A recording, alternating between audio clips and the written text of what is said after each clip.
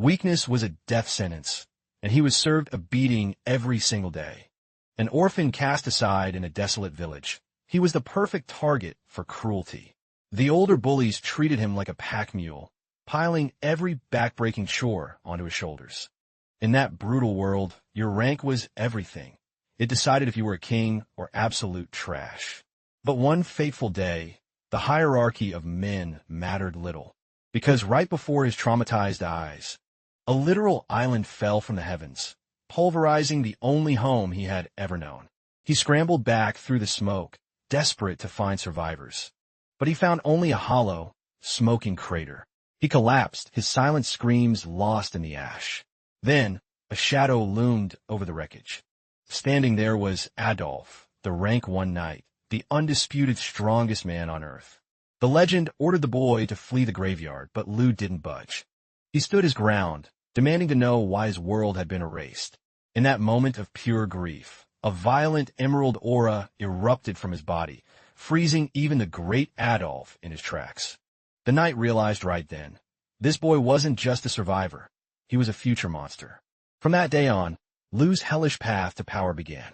He was kicked off jagged cliffs and left to be ripped apart by the monsters of the deep. He was buried alive in glacial snow and forced to endure, swinging his blade 1,000 times a day until his hands bled. His prana was so bottomless that he shattered every record of talent known to man. Fast forward to an era where every soul is weighed and measured by the system. A young man stands at the peak, gazing out at the horizon.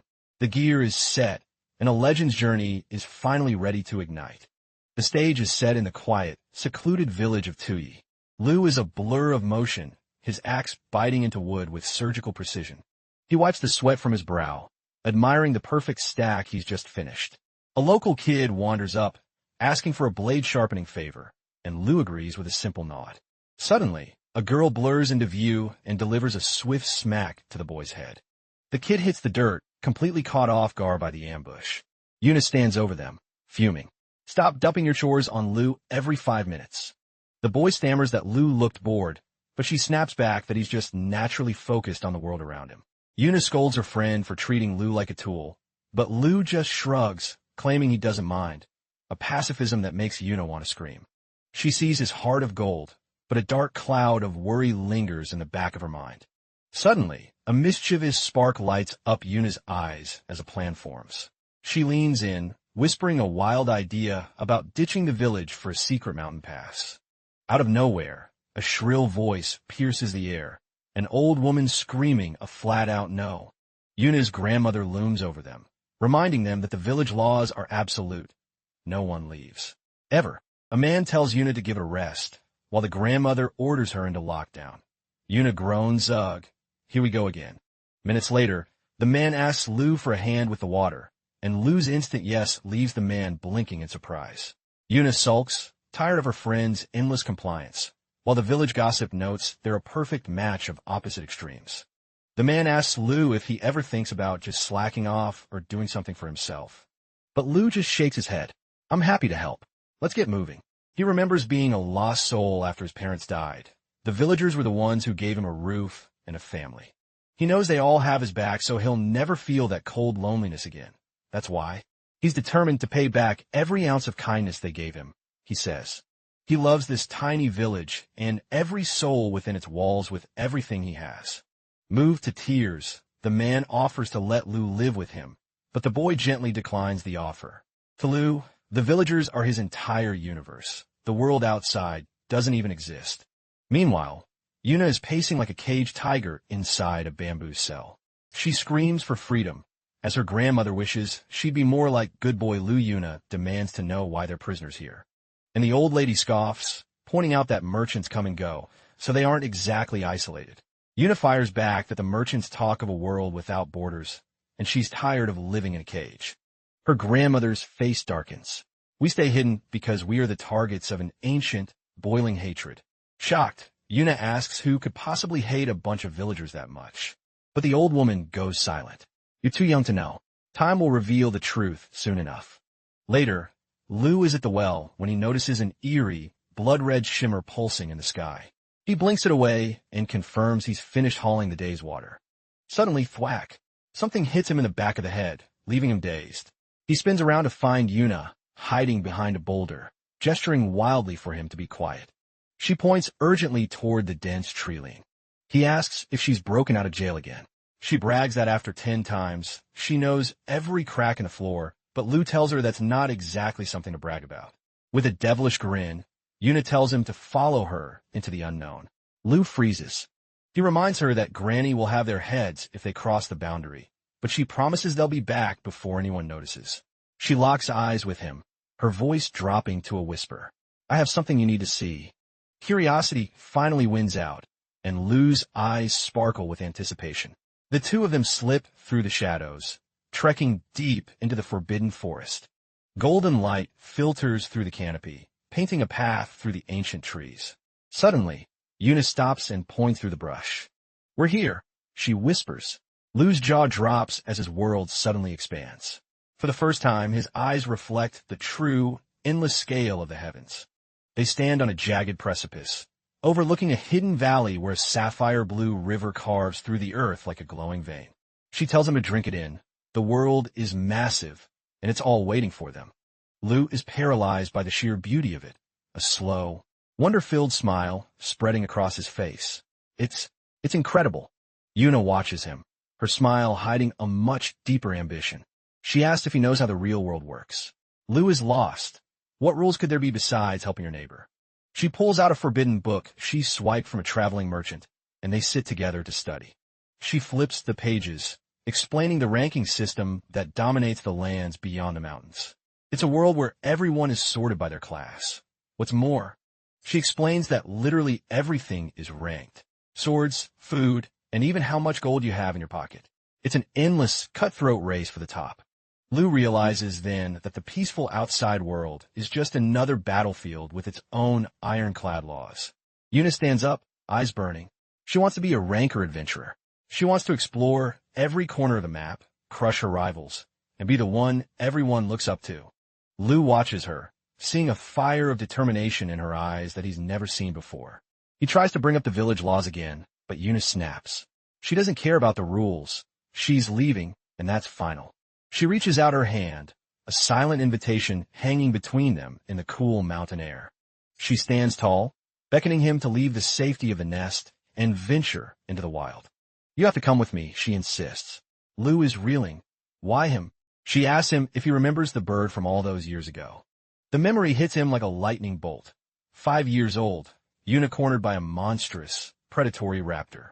In the vision, a tiny Lu steps between the girl and the beast, a broken stick in his hand and a strange, humming energy radiating from his small frame.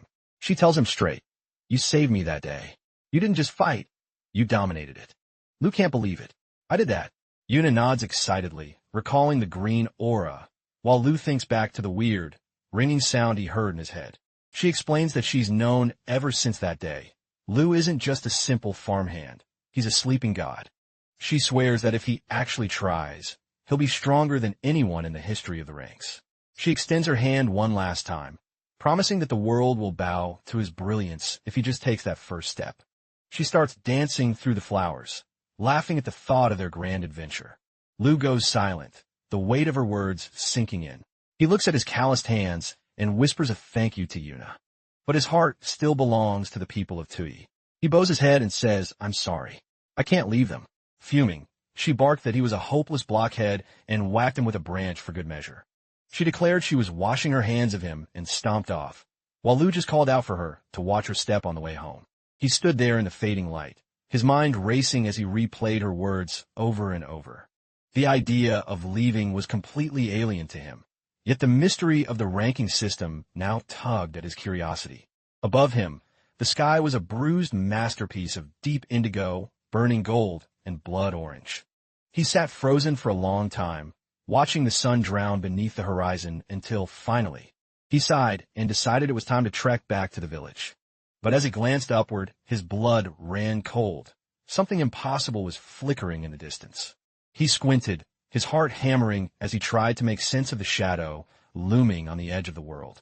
Suddenly, a gargantuan, floating fortress materialized out of the clouds. His mind went blank. What in the world is that? The ancient, jagged artifact began to pulse with a terrifying blue light, radiating waves of raw, suffocating power. His eyes were wide, pinned by a primal fear he couldn't name. Then, without warning, the Sky Island unleashed a devastating pillar of light straight toward the earth. He threw his arms up to shield his eyes as the beam tore into the forest, a mountain-shaking explosion throwing him into a state of sheer panic. Dazed and ears ringing, he scrambled to his feet, unable to process the carnage surrounding him. He sprinted like a madman, praying that the nightmare in the sky had simply been a hallucination. Despair clawed at his throat. His brain tried to reject the reality crashing down on him. He kept chanting a desperate lie to himself. Everything is fine. It didn't hit them. It couldn't have. But images of Yuna's smile, the grandmother's stern face, and the kind villagers flashed before him, fueling his terror. He burst through the tree-line and skidded to a halt at the edge of an abyss, his soul freezing solid. The realization hit him like a physical blow. The village was gone. Where his home once stood, a miles-wide crater lay hollow under a dying orange sky. Total, absolute annihilation. His heart felt like it was going to burst. No, this can't be real. He tried to deny the smoking hole in the ground, but the evidence was screaming at him. In a frenzy, he began howling the names of Yuna and the grandmother into the void, begging for even a whisper of a response, anything to prove someone had survived. Memories hit him like a flood. Yuna as a child, Pinky promising she'd stay by his side forever. His eyes were vacant, his voice a broken, disconnected mess of syllables as his world shattered. He saw a vision of the villagers gathered around him, promising him he'd never be an orphan again, that they would be his true family until the end. He collapsed onto his knees at the crater's lip, his face a mask of unbearable agony. Drowning in grief, he screamed at the sky, demanding to know why fate was so cruel. Tears blurred his vision as he cursed his own uselessness. Once again, he was just a spectator to his own tragedy. Rage boiled in his gut. He was too late. He was always too late. Suddenly, a shadow fell over the crater. A lone warrior stood in the distance, surveying the wreckage. Slowly, the man closed the distance, his footsteps heavy, while Lu remained shattered on the ground, the air between them thick with gravity. Lu sensed the overwhelming presence and tracked the man with hollow eyes as he approached. The warrior asked in a low voice if he was the lone survivor of Tuyi, and Lu managed a choked, trembling nod. The man's gaze was like iron. "I can't imagine the hell you're feeling right now." He told Lu the island had vanished, but the boy's mind was a mess. "What island? What are you talking about?" The man looked at him intently. "You mean you didn't even realize what that thing really was?" Lu lunged forward, grabbing the warrior's cloak and begging for the truth. Where was his family? Where was Yuna? He was hysterical now, his voice raw from screaming, desperate to understand the nightmare that had swallowed his life. The warrior stayed stone-faced, but a bead of sweat rolled down his temple from the sheer intensity of the boy's grip. He shoved the ticket into Lu's hand, telling him to forget the dead and go to a safe haven where he could survive. Lu stared at the paper in disgust and demanded a real answer, pointing at the graveyard where his village used to be. The warrior finally snapped, shouting that the village didn't just burn, it was erased, and a kid like him had no business in this war. With tears streaming down his face, Lu reached out, his hand shaking with a plea for the truth. But the man turned his back. "Forget everything. Surviving is the only duty you have left." He warned the boy to stop digging, or he'd just end up as another meaningless sacrifice. Lu's sobbing suddenly stopped, replaced by a cold, violent resolve. He whispered that Yuna was right. He always had a power hidden beneath his clumsy exterior. An emerald aura suddenly erupted from his skin, a blinding surge of energy that proved when Lu got serious, he was a god. The warrior spun around, eyes widening in disbelief at the raw power vibrating through the air. Lu, his voice dripping with venomous pain, asked how anyone could expect him to just forget. Enveloped in pulsing energy, he vowed to hunt that island to the ends of the earth and bring everyone back home. His mind flashed back to the first time he saw the world burn when he was just a child. He remembered the roar of the landslide that had buried his parents in an instant. He saw his younger self curled up in the dark, waiting for a death that never came. It was then that a warm hand reached into his darkness, pulling him back from the brink of despair. The villagers hadn't just fed him, they'd stitched his broken heart back together. And in every memory, there was Yuna, the girl who never stopped smiling for him. She had been his anchor, his constant shadow through every high and low. They were good, simple people who didn't deserve to be wiped off the map like a mistake. Emanating a terrifying level of power, Lu declared that their faces were burned into his soul forever. He made a blood oath. He would reach that island and rip his family back from the gods. The warrior stood frozen, his mind reeling as he tried to calculate the boy's impossible prana levels. He realized the very fabric of space around Lu was warping under the pressure of his spirit. Prana, the raw mental essence of life, was pouring out of him like a broken dam. It's a spark everyone carries, but almost nobody knows how to light. Only the true geniuses, the monsters of the world, can wield it like a weapon. Usually, it's a phantom force, invisible to the naked eye. But when a person's power becomes truly legendary, the prana manifests as a visible, physical aura. The legends say certain bloodlines possess a pure prana, and that the people of Lu's hidden village descended from one of those ancient, powerful races. The warrior whispered the realization under his breath, the survivor of Babel. He saw it then. In just a few years, this boy wouldn't need a protector. He would be a force of nature. The man drew a sword and plunged it into the earth between them. He challenged Lu. If you want to reach that island, pick up this blade. He promised to forge Lu into a weapon if the boy could show him even a spark of true potential. Lu stared at the sword, the weight of the offer sinking in. The warrior's own aura flared into a crimson flame as he barked an order. Come at me like you mean to kill. Both fighters braced themselves, their auras clashing and illuminating the crater like twin suns. Lu lunged with a roar, his blade whistling through the air, but the veteran blocked it effortlessly. The warrior noted the boy was clumsy, a total amateur with no formal training. But the sheer physical pressure behind the swing was like a mountain falling on his guard. He realized the boy's intent was even more lethal than his raw power. The tide of prana flooding the battlefield was unlike anything the knight had ever felt. The warrior couldn't help but be impressed by the kid's raw, unpolished spirit. He acknowledged it then. Lu was already a monster in the making. A massive pillar of emerald energy detonated from Lu, piercing the clouds above. As the light faded, the man finally gave the floating nightmare a name, the Island of the Gods. It usually drifts over the deep ocean, but on rare, cursed occasions, it appears over land to reap everything in its path. He confessed he had tried to slay the beastly island himself, but it had slipped through his fingers every time.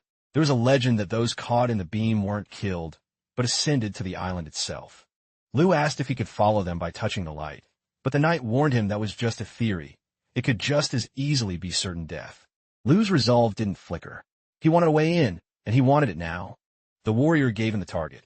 If you want to hunt the gods, you have to climb the adventurer rankings until you're in the top 10. He rolled the word ranker over his tongue, his mind finally grasping the massive scale of the hierarchy that ruled this world. He realized then that these adventurers weren't just travelers. They were elite pioneers carving life out of the unknown. The knight added that this was the most cutthroat ladder to climb, where the top 10 weren't human anymore. They were pure monsters. In that moment, Lu saw his path, reach the peak of that mountain, and the island of the gods would finally be within his grasp. He clenched his fist so hard his knuckles turned white. But Adolphe didn't let him get comfortable. He warned that the island was the world's most lethal danger zone, a graveyard where the world's greatest heroes went to die.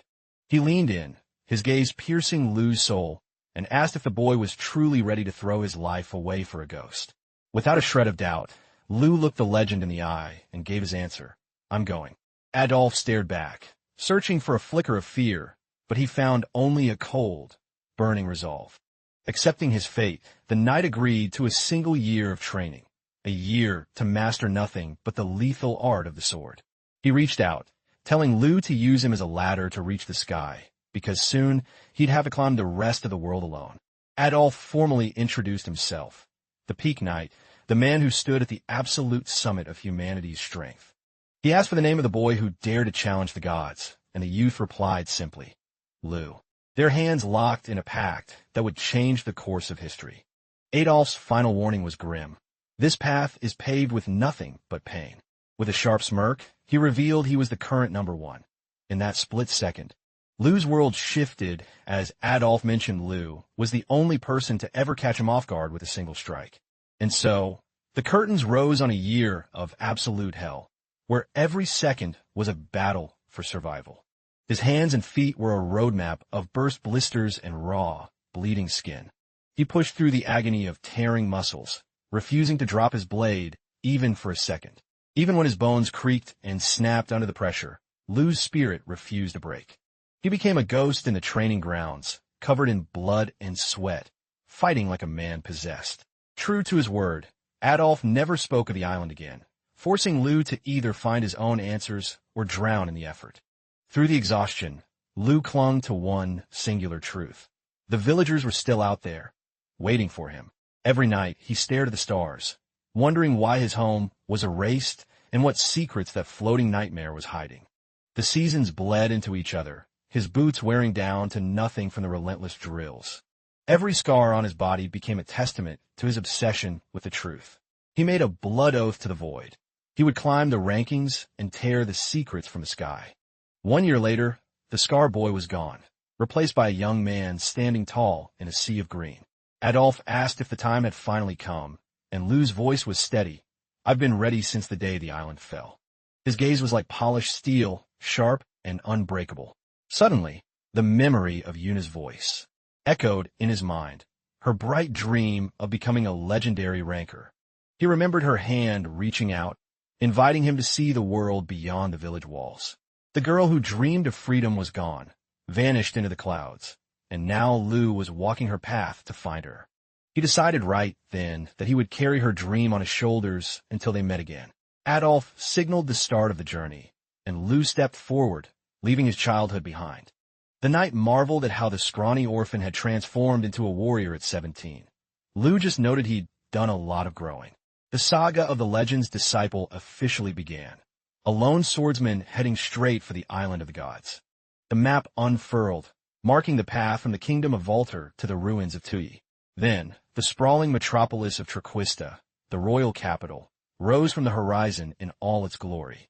At its heart sat the appraisal office, a massive, imposing fortress that dictated the fate of every warrior. Inside, a young clerk was out cold, face-planted on a desk buried under mountains of data and ranker profiles. The sun climbed higher, but she was still deep in dreamland, oblivious to the ticking clock. She bolted upright with a gasp, realizing she'd accidentally pulled an all-nighter while sleeping. In the hall, a senior officer teased her about her obsession with ranker stats, and the girl just shrugged. It was her job, after all. The veteran reminded her that as an appraiser, she was the judge of the world's power. She needed to keep her head on straight. The girl nodded, taking the advice to heart despite her exhaustion. The appraisal office was the ultimate authority, measuring prana and talent to decide who was elite and who was extra. It was a job that required a genius-level memory and the cold, unbiased heart of a judge. To rank the world, you had to be perfect. The exams to even get a desk here were legendary for their difficulty. It was a world reserved for the fit. Yet even in this elite circle, the girl sighed. She was just a low-level grunt in the office, grinding every day just to get a shot at a promotion. Her senior asked what her endgame was, and the girl's eyes lit up. She had big plans. The elder suggested she aim for the tanker agent track to move up, but the girl complained that no one lately was worth her time. The veteran called her picky, but the girl just sighed. Today's top talents were just plain boring. She lamented that the golden age of ranking wars was over. The top 10 were set in stone, making her job feel like a formality. Still, she argued that the only thing that gave a rank meaning was the chance for it to be stolen. The senior laughed, calling her a ranking maniac, a title she wore like a badge of honor. She wondered aloud if a rising star would ever appear, someone to shatter the boring status quo. In that exact moment, the senior pointed toward the lobby. Well, your star might have just walked in. The waiting room was packed with hopefuls. The young clerk's eyes scanned the crowd, surprised by the sheer volume of candidates for this year's adventure registration. The senior noted the spike was likely due to the Aceban forest being bumped up to a danger zone recently. The girl nodded, her eyes narrowing as she began to dissect the crowd for hidden gems. She spotted all darkies, a high-ranking mercenary and master smith, a heavy hitter in any novice group. Next, she clocked Eddie Markman, a prodigy from a legendary line of snipers whose brother was already a top 10 beast. She rattled off names and classes like a living encyclopedia, even noticing a merchant trying his luck. Knights, sailors, even guides, she saw through every disguise and every concealed stat. The senior was impressed. The girl's appraisers was so sharp she could read a man's history just by his posture. She explained that the ranker title was the ultimate golden ticket, especially for anyone brave enough to enter the Asaban forest. Suddenly, a man in a tattered dark coat rang the registration bell, his presence strangely heavy. The senior signaled the girl to take over the desk and start the intake process. The man didn't waste words. "I'm here to join the rankings." The girl put on her professional face, explaining that the office was the sole keeper of the world's power scales. She noted that while anyone could check a rank, the first birth of a ranker could only happen at HQ. When Liu said he wanted to be an adventurer, she invited him to the exam starting that very hour. With a curt yes, he filled out the paperwork and dropped 3,000 del on the counter without blinking. She processed his form and handed him his tag. "Everything's in order, number 53. Please wait in the hall." As Liu turned to leave, their eyes met for a fleeting second, sending a strange chill down the girl's spine. She muttered about people still not knowing the office's power, while her senior joked about her having to play teacher. The senior asked for a hand with the setup, and the girl agreed. Sometimes the best view of a storm is from behind the scenes. The senior stepped onto the podium as the head examiner, officially kicking off the adventure registration exam. The rules were simple but brutal. 3 stages: written, practical, and a final mystery round. She warned that your total score was your life. If you bombed one part, you had to be a god in the others to survive. The written exam began, and the room went silent as pens scratched furiously across paper. One candidate whispered in shock. The questions were a nightmare, covering everything from monster biology to ancient history. The clock struck 0, and the examiner called for pens down, ending the mental torture. She announced the practical would move to the forest in 2 hours, telling them to clear their heads while they graded the papers. Back in the office, the girl dove into the mountain of exams, her eyes scanning for that rising star. They sat in silence, red pens flying across the pages. Suddenly, the girl's hand froze as she pulled a specific sheet from the pile. It was number 53, the guy with the dead eyes she'd met at the desk. Her jaw dropped as she looked at the results. The exam wasn't just bad. It was a total, unmitigated disaster. Red X marks covered the page from top to bottom. Not a single correct answer. She sat in stunned silence, wondering how a guy with that kind of vibe could be so colossally stupid. 2 hours later, the examiner gathered the survivors for the practical, a high-stakes scavenger hunt in the woods. The goal: find the rare items, rack up points, and no fighting. First person to touch an item claims the prize. 2 cocky guys started bragging about their bug-catching and herb lore skills, thinking they had the win in the bag. The examiner gave the signal, and the crowd exploded toward the forest in a desperate stampede for points. Once the trees hid them from view, the assistant sighed, finally letting her guard down for a break. The teacher turned to her, curious about the survival rate, and the colleague guessed only about half would actually make the cut. Watching the chaos from the shadows, the teacher noted that movement reveals a warrior's true soul, asking if anyone stood out. The assistant just sighed, bored by the lack of talent. Suddenly, a young man stepped out of the brush, casually asking if he was the first one back. It was all darkies, and he was casually tossing a Rigel stone worth 120 points in his palm. The teacher was stunned he'd finished with so much time left on the clock, but he just smirked. He knew he'd already won. The teacher reminded him that more points meant a higher star in the ranks, but the merc shrugged it off. He didn't care about adventurer titles. He just wanted the license. Right on his heels, Markman came sprinting in, demanding to know who beat him to the punch. He slammed down a rare bird's tail feather worth 180 points, and the teacher nodded, impressed by such a find in these woods. Darkus scoffed, mocking the archer for getting so hyped over a single piece of bird fluff. Markman snapped back that the bird clocks in at 500 kilometers per hour and flies like a ghost. Darkus just told him he'd make a great circus clown. The 2 hotheads were seconds away from throwing hands, much to the assistant's delight, while the teacher just rolled her eyes at their massive ranker egos. But then, the earth itself seemed to tremble under a heavy, deliberate footstep. The assistant's jaw dropped when she heard the next question from the shadows. Darkus, Markman, and even the teacher froze, their eyes widening in sheer disbelief. Lu emerged from the tree-line, casually dragging a monstrous brown bear he'd butchered with a single blade. He walked up to the desk as if he were just carrying a bag of groceries, dropping the massive carcass in front of them. The beast was stone dead, and the faculty leaned in, trying to process the level of violence required to do this. Lu scratched his head, asking if he could just hand in the whole bear since he didn't want to mess up the gallbladder harvest. The teacher, completely floored, managed to stammer out a yes. A bear gallbladder was a 300-point jackpot, and the other students began whispering in terror. How did this nobody solo a boss monster? The assistant, remembering his failed written test, asked how he even knew what a brown bear was. Lu simply said they used to wander into his village all the time, a detail that made the teacher's eyes narrow with suspicion. The assistant grew restless, wondering if anyone had actually caught a glimpse of this kid's combat style.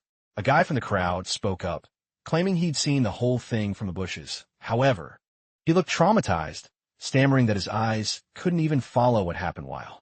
Lu had drawn his sword to face the beast, a flashback that now played in everyone's imagination. In a literal blink, the apex predator had been deleted. An hour later, the assistant was still staring at Lu, her mind spinning with unanswered questions. Now, in the sub-level training halls, the teacher asked the remaining recruits what an adventurer's greatest threat was. Without missing a beat, Lu answered, "Monsters, and the humans standing next to you." He explained that the job meant pushing into the dark, uncharted corners of the map where no one wants to go. In those lawless lands, pirates and bandits are the real monsters, and only overwhelming power keeps you breathing. With that chilling lead-in, she announced the final exam, a mock battle where the recruits would hunt each other. She explained it wasn't about who won, but how they fought, finally explaining why she kept the rules a secret until now. Suddenly, a mountain of man stomped toward Lu, looking for a fight. He laughed, mocking Lu for only managing to pick up a rock in the first round and calling his merc goals a joke. The meathead roared that a third-class loser like Lu didn't belong here and lunged to crush him. Darkus didn't even break a sweat, parrying the massive fist with his scabbard. With a surgical counterstrike, he sent the bully crashing into the floorboards. He apologized for the interruption, and the teacher just waved it off. The loser had already failed the moment he lost his cool. As the guy was dragged out, the other students whispered that he was a suicidal idiot. In this world, third class was where the real monsters lived. The assistant's eyes locked onto Lu. She whispered something to the teacher, who looked surprised by the suggestion. She asked if she could personally pick Lu's opponents, and the teacher, intrigued by the chaos, gave the green light. The arena erupted as multiple duels kicked off at once across the floor. Then the teacher called out Match B, number 27 and number 41, immediately followed by the reveal of their final boss for the round. Number 53, Lu, was called to the center. The crowd went silent when she announced that the two elites, Darkus and Markman, would be teaming up together to face Lu. Darkus was insulted by the lopsided match, while Markman growled that he hadn't been this disrespected in years. The teacher looked at her assistant one last time to make sure she wasn't crazy, and the girl just nodded. The assistant's eyes were practically glowing as she watched Lu. In her mind, he wasn't a student, he was a natural-born predator, and he looked more than ready for the slaughter. In the heart of the pit, Lu stood alone against the combined might of the Red Wolf leader and the Markman prodigy. High above, the staff leaned over the railing, not wanting to miss a single second of the carnage. Lu settled into a low, terrifyingly calm stance, his body coiled like a spring. Opposite him, the two elites stood shoulder to shoulder, their killing intent filling the room. Darkus, the legendary head of the Red Wolf mercenaries, looked every bit the conqueror. His name became a household terror last year after he dismantled the Khmor Mafia overnight. Word on the street was he'd personally executed 7 lieutenants and the big boss without breaking a sweat. And his partner? The heir to the Markman legacy, the most feared archers in the kingdom. Trained by a man who was once the world's sniper, the kid was hitting bullseyes before he could even walk. He was already a ranked prodigy, and his name carried the weight of a dozen wars. Lu stood his ground, his eyes scanning their postures, anticipating the first move. To the rest of the room, he was just a nameless kid about to get pulverized. The teacher's hand dropped. Begin. Markman was a blur, knocking and releasing a high-tension arrow in a fraction of a second. But Lu just tilted his head, the projectile whistling past his ear, so close it ruffled his hair. Darkus roared as he closed the gap, but Lu met him halfway, with terrifying speed. Their blades collided with a bone-jarring clang, sending a shower of sparks into the air. What followed was a symphony of steel, a blur of slashes and parries, that lit up the dark training hall like fireworks. The spectators couldn't even see the blades. They only heard the rhythmic, violent thunder of the exchange. Lu's eyes were cold, his concentration so absolute it was as if the rest of the world had stopped existing. Darkus threw a heavy overhead strike, but Lu's defense was like water, flowing around the impact and positioning him for the kill. The Merc leader's heart skipped a beat. He'd never felt speed like this from a rookie. Lu pivoted on a dime, his body whipping around for a lethal counter. But as he completed the turn, his senses screamed. A volley of arrows was already inches from his chest, timed perfectly with Darkus's retreat. He glanced up, seeing Markman already knocking a third shot from the rafters. With a flick of his wrist, Lu sliced the lead arrow clean in half mid-flight. He didn't stop there, dancing through the remaining projectiles with calculated, minimal movements. The arrows he deflected slammed into the stone floor, cracking the masonry and sending shards flying. A spectator nearly lost an eye to a stray splinter, frozen in terror at the sheer power on display. From his new vantage point, Lu looked down at his two challengers. They were already regrouping, their faces masked with grim realization. Darkus muttered that Lu had to be a hidden high-rank knight. Markman just stared, never having seen a human move that way. Lu looked at them, his voice calm. "You guys are ranked, right? What are your numbers?"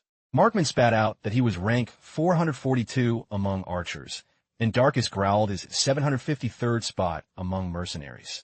Lu just nodded, a faint green glow beginning to seep from his skin. "Good," he whispered. "If I crush you both, my starting rank should be 3 digits. Easy." The emerald prana suddenly exploded outward, a physical weight that forced the crowd to scramble back in primal fear. Markman's hand shook. The sheer pressure of the energy was suffocating. Darkus felt his instincts screaming run, as Lu's presence grew until he seemed to tower over the arena. The assistant whispered in awe. To see prana this visible and this violent was something only seen in legends. Markman grit his teeth, shouting that a single rank doesn't tell the whole story. He revealed his 42nd spot in the archer class and drew his bow to the breaking point. "And I'm 78th in the sharpshooter world," he roared, letting fly a shot aimed at Lu's heart. In a heartbeat, Markman was utterly crushed. In an instant, Darkus watched Lu, who was still wreathed in that terrifying emerald aura, while the archer lay paralyzed in total shock. The mercenary could only stare at his monster of an opponent, his eyes wide with disbelief. A heavy silence fell between them as they locked eyes, swords raised and ready for the final clash. But as Lu's gaze grew sharper and more intense, the first cracks of pure terror began to show on Darkus's face. Suddenly, the swordsman lunged, moving like a bolt of lightning across the arena. The cold steel stopped just a hair's breadth from his throat, forcing a desperate scream from Darkus for Lu to wait. Left with no choice, the mercenary dropped his blade and threw his hands up in a total surrender. He muttered that he had a job to get to, and getting knocked out cold like his partner would be a disaster for his career. Lu stood frozen for a moment, processing the man's sudden shift in attitude. Finally, he sheathed his sword with a click and simply replied that he understood. The mercenary turned away, a chill running down his spine as he realized this kid was a literal freak of nature. Meanwhile, Lu stood alone in his thoughts, still wrestling with the mystery of his own surging power. All around, the crowd erupted in whispers. This nobody had just decimated 2 legendary 3-digit rankers. Even the assistant was completely spellbound by the masterpiece of a fight she had just witnessed. The teacher raised her hand, her voice booming as she officially crowned Lu the victor. But she barely finished before her assistant bolted, sprinting away so fast the teacher shouted after her in confusion. The girl tore through the hallways until she reached the data hub, her fingers flying across the keys in a frantic blur. The glowing screen before her flickered to life, revealing the agency's top-secret database. Without a second to lose, she pulled up the file for candidate number 53. The name Lu Tui flashed on the monitor. As she scrolled through his history, she saw he was only 17 with 0 ranking history, a total ghost who must have lived in complete isolation. Her search confirmed he was clean, no criminal shadow, no cult ties, just a blank slate. She gasped in awe. She had found a hidden gem, a raw talent that had been buried from the world until this very moment. She didn't hesitate for a second, racing back out while shouting Lu's name at the top of her lungs. She practically tackled him, begging him to sign her as his exclusive appraisal agent. But the scene was already a circus. Lu was surrounded by agents from every major guild, all waving contracts in his face. She let out a frustrated groan, cursing her luck for being a few seconds too slow. She shoved through the crowd, arguing that exclusive offers required a deep dive into the candidate's soul first. Lu, looking totally lost, asked what exactly an exclusive agent even was. She sprinted to his side, her eyes sparkling with excitement as she promised to give him the full pitch. She explained that an exclusive agent is a ranker shadow, a personal expert dedicated to updating their stats in real time. Normally, a warrior has to crawl to the local office and wait weeks for a government evaluator to notice them. But with her on his team, his rank would jump the second he achieved a new feat, she boasted. For an adventurer constantly on the move, having a personal appraiser is the ultimate cheat code. Suddenly, she reached into her pocket and pulled out a sleek, glowing device. She revealed the RankTel, an elite terminal with a direct uplink to the global information network. She looked him in the eye and told him that if he wanted to reach the top fast, he'd be crazy not to hire her. Lu went quiet, weighing the benefit of a faster climb against the burden of a partner. Finally, he looked up and said he had one non-negotiable condition. He turned to the sea of agents, his voice echoing through the hall as he asked a single, bold question. Is there anyone here who can guarantee me a spot in the top 10 of the adventure rankings? The room went dead silent. The girl and the veteran agents could only stare in shock at his audacity. The agents began to snicker, whispering that the top 10 was reserved for monsters and gods, and sword skills alone wouldn't cut it. Lu watched their mocking faces in a stony, cold silence. On the other hand, his potential agent looked absolutely livid on his behalf. He turned his back on the crowd and began to walk away, but the girl couldn't let him go. She screamed for him to wait and chased after him, refusing to give up. Soon, the two were walking through the courtyard, the sun setting behind a massive building as they headed for the gates. She called his name, her voice laced with a genuine, burning curiosity. She demanded to know why a rookie like him was so obsessed with the top 10. Without breaking his stride, he coldly told her it was none of her business. But she wouldn't budge, declaring that if she was going to be his agent, his business was her life. With fire in her eyes, she officially declared herself his exclusive appraisal agent, whether he liked it or not. Lu looked irritated, clearly not wanting a loud-mouthed guide dragging him toward his goal. He bluntly told her he didn't want to put a girl in the line of fire, causing her to stop dead in her tracks. Fuming, she yelled that she was an appraiser before she was a girl, and reminded him that he was just a kid himself. But her jaw hit the floor when he added that even if she were a man, he still wouldn't hire her. He didn't want anyone else's blood on his hands. In that instant, she looked at him with an intensity that matched his own. She told him she had a reason for being there too. She revealed she had a life-or-death mission of her own to fulfill, and that's exactly why. She needed to climb beside him. They stood there, two souls locked in a battle of wills. She poured every ounce of her determination into that gaze. Meanwhile, Lu thought of the sunken island and his oath to bring his people back from the abyss. Recognizing the same fire in her eyes, Lu realized she was fighting for something too. They stood side by side before the towering headquarters, the birthplace of a legendary new alliance. The girl extended her hand, swearing she would pave his way to the elite tiers of the world. He finally reached out and grasped it, speaking his full name for the first time, Lu Tui. As the deal was sealed, night fell, and the city transformed into a sea of neon lights. They arrived at a sleek, modern room overlooking the urban sprawl. With a proud smile, she asked if the place was to his liking. She explained she'd snagged the room as a temporary HQ for their first few days of operation. Lu dropped his gear, admitting she was actually quite competent. She tried to play it cool, but her ego was soaring.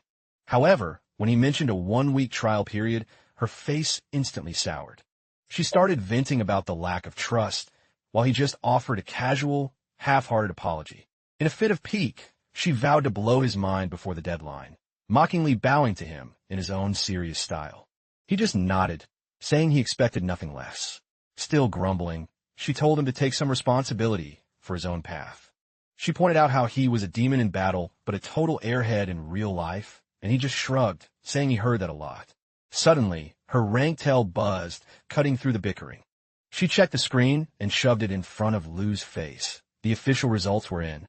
The screen read, Tuyi, rank 2,728. She beamed, congratulating him on such an insane starting rank. But Lu's reaction was lukewarm at best. He admitted he was expecting to be in the triple digits already. The girl's eyes nearly popped out of her head. He pointed out he'd beaten 2 guys in the 700s, so his logic seemed perfectly sound to him.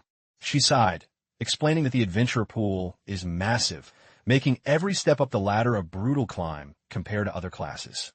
Then the device chimed again, revealing Lu's swordsmanship rank, 58th. She squealed in delight. That was an elite tier standing.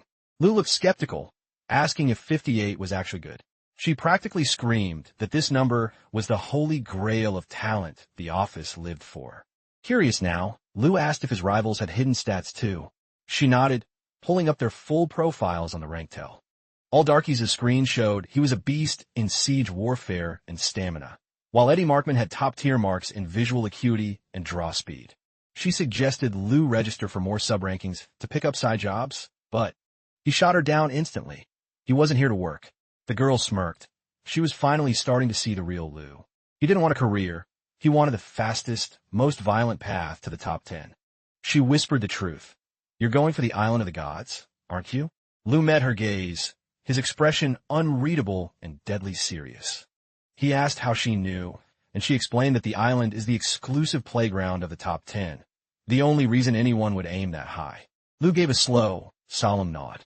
The assistant made her own pact. She would help him, but one day, she'd have to reveal her own dark secret. Lu agreed, a fair trade between partners. But she warned him that her story wasn't for the faint of heart. She leaned in, her voice a shadow. What I'm hunting for is the darkness hidden within the rankings themselves. Lu raised an eyebrow, curious about her cryptic words, but the assistant brushed it off with a quick never mind.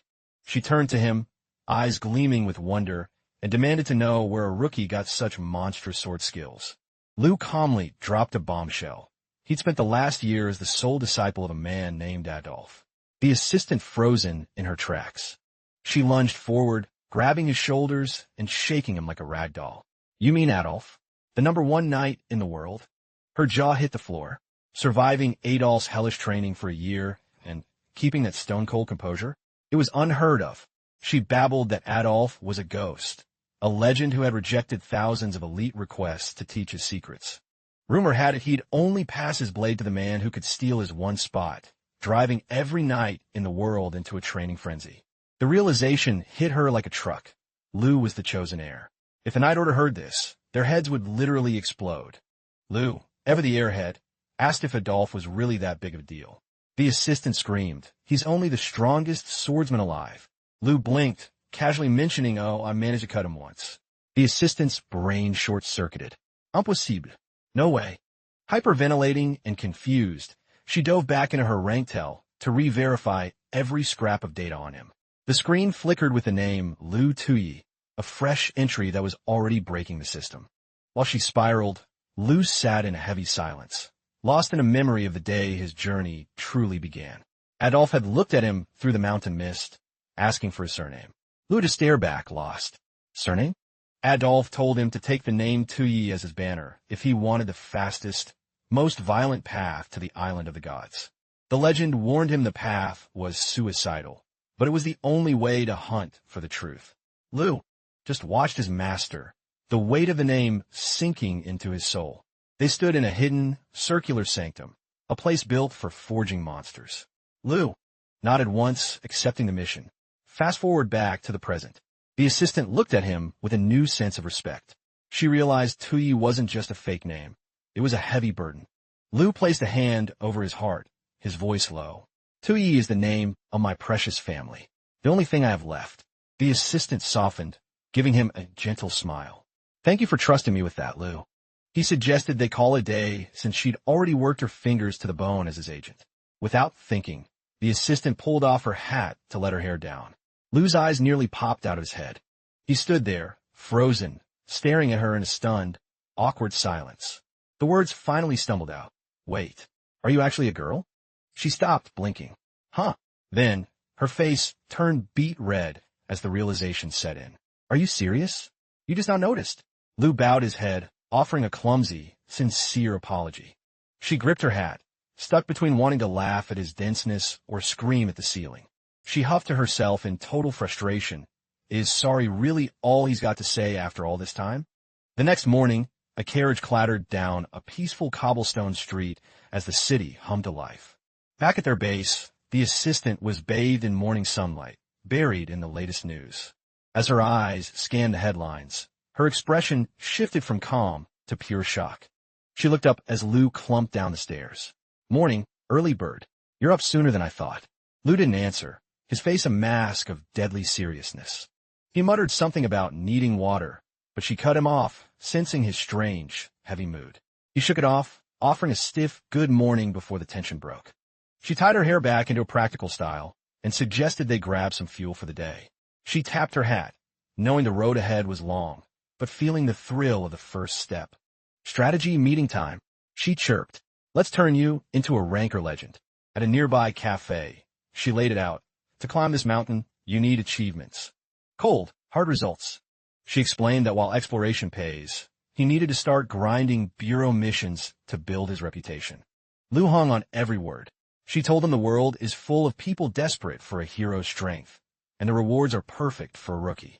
She tapped her ranked hell, showing him a live feed of high-stakes contracts he could take with a single click. Lou liked the efficiency, but when she pushed for a permanent exclusive contract, he just said, I'll think about it. He cut to the chase.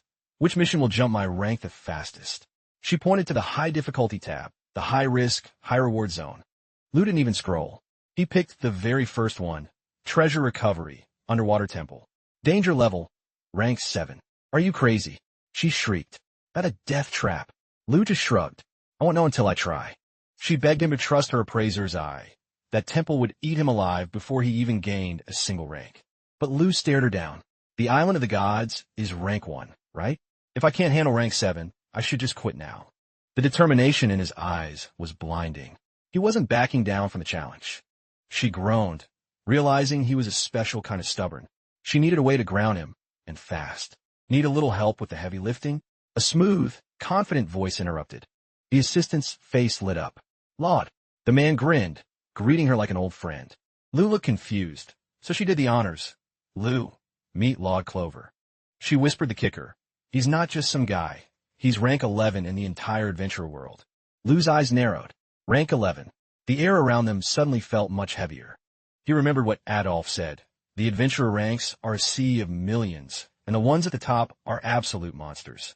He looked at Laud, realizing he was standing in front of one of those apex predators. He did the math. Laud was just one step away from the top 10, one step away from the Island of the Gods.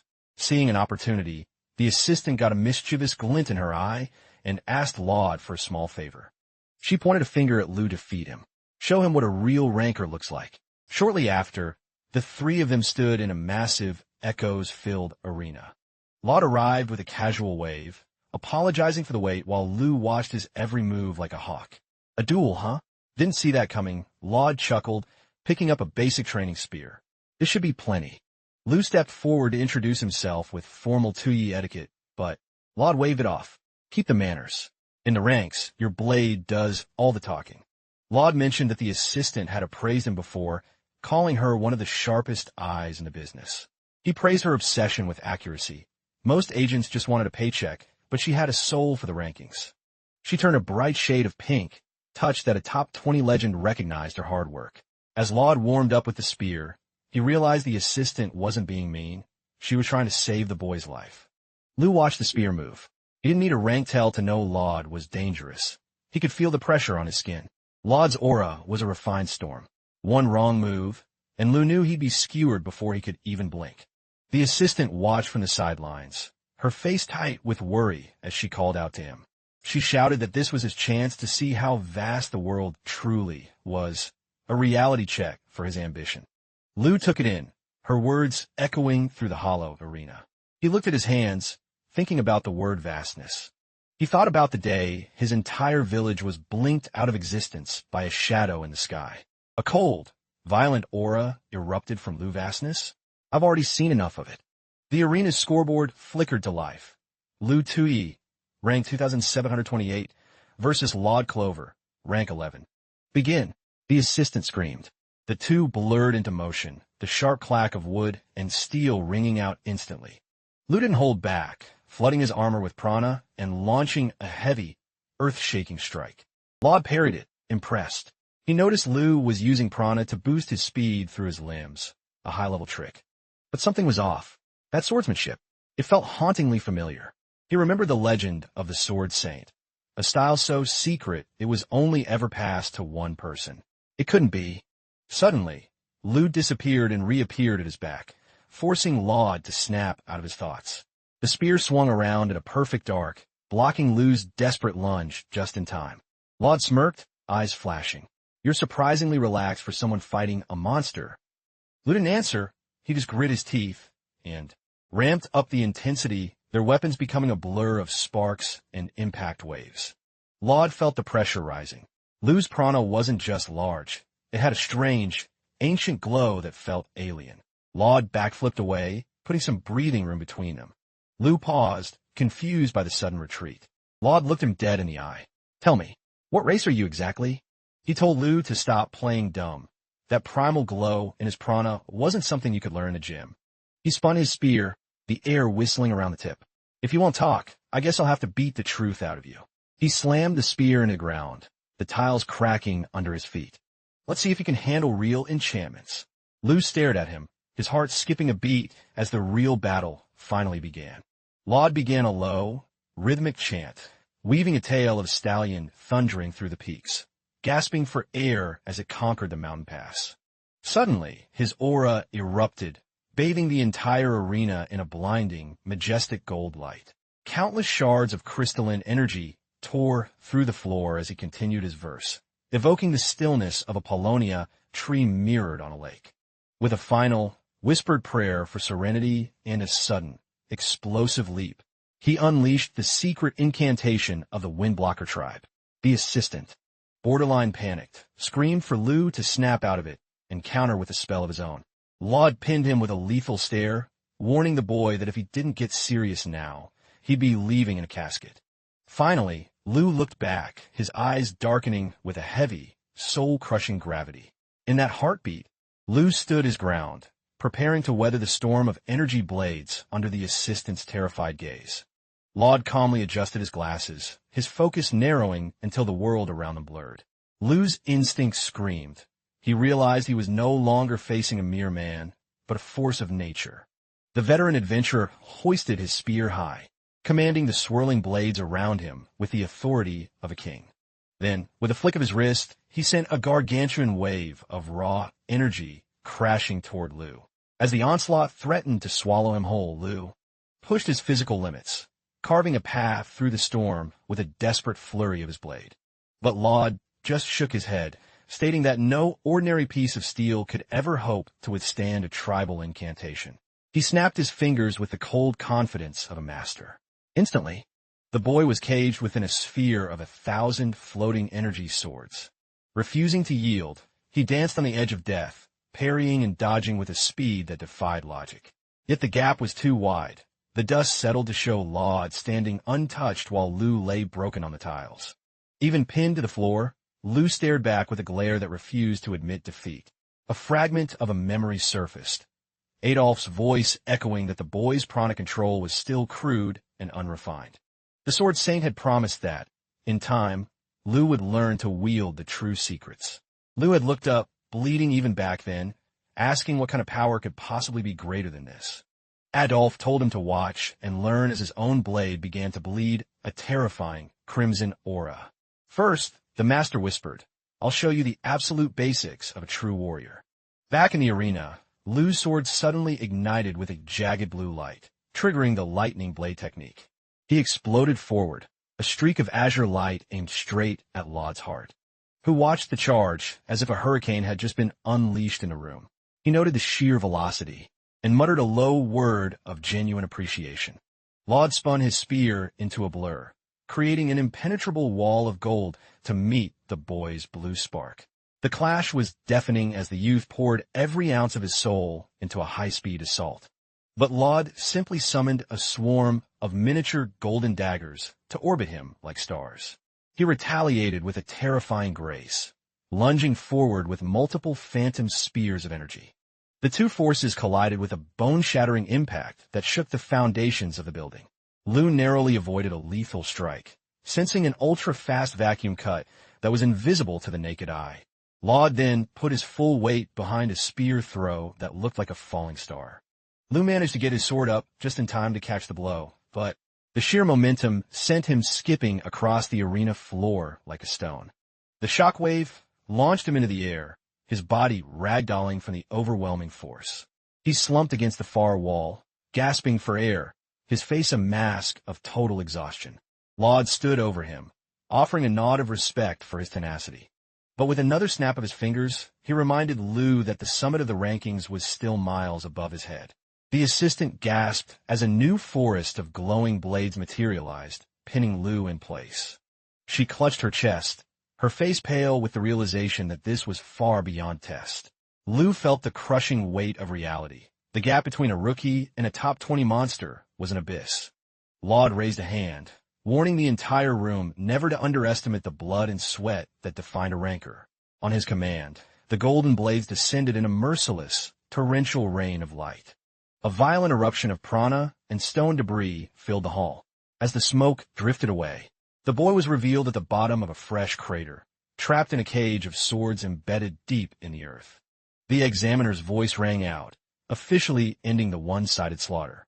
Laud Clover remained the undisputed victor, holding his rank 11th throne with ease. The warrior turned to the assistant, asking if she'd seen enough. She bowed, offering her sincere thanks. She believed the boy finally understood the scale of the world, and Laud agreed, his eyes lingering on the fallen youth. He stared at the body lying motionless in the center of the destruction. "Tell me," Laud asked quietly, "did you actually think he had a chance against me?" The assistant looked down. "I just thought. With him, anything might be possible." Laud guessed it was because of his master, and she confirmed he'd recognized the Adolf connection. He admitted that the boy's blinding speed was a dead giveaway for the legendary Sword Saint style. He wondered if it was wise to let a rookie carry that burden. The Sword Saint style was a sacred treasure, meant only for the Ranker Knights. To see it in the hands of a wandering adventurer felt almost sacrilegious. Like he was a thief wielding a holy relic he didn't understand. The assistant nodded, resolving to keep Lu far away from the official Knight Order to protect his life. She hoped that if he could just act the part of a proper ranker, he might avoid a direct execution by the Knights. She looked at him pensively, realizing Lu was driven by a mission that ignored all logic. Something he viewed as a debt that had to be paid, even if it cost him his soul. That was when Laud revealed why he took the fight seriously, regardless of Lu's stolen style. The assistant told him Lu claimed to have drawn blood from Adolf himself, a fact that left Laud's jaw on the floor. He knew it was statistically impossible for a kid to touch a god, yet Lu didn't have the eyes of a liar. Laud agreed. There was a mystery in that boy that defied the natural laws of the rankings. The style was impressive, sure, but it was the raw, untamed energy in the boy's prana that truly haunted him. The assistant called out to Lu as Laud sheathed his spear, his mind made up. He realized that Lu was likely a sleeper, someone capable of using ancient incantations.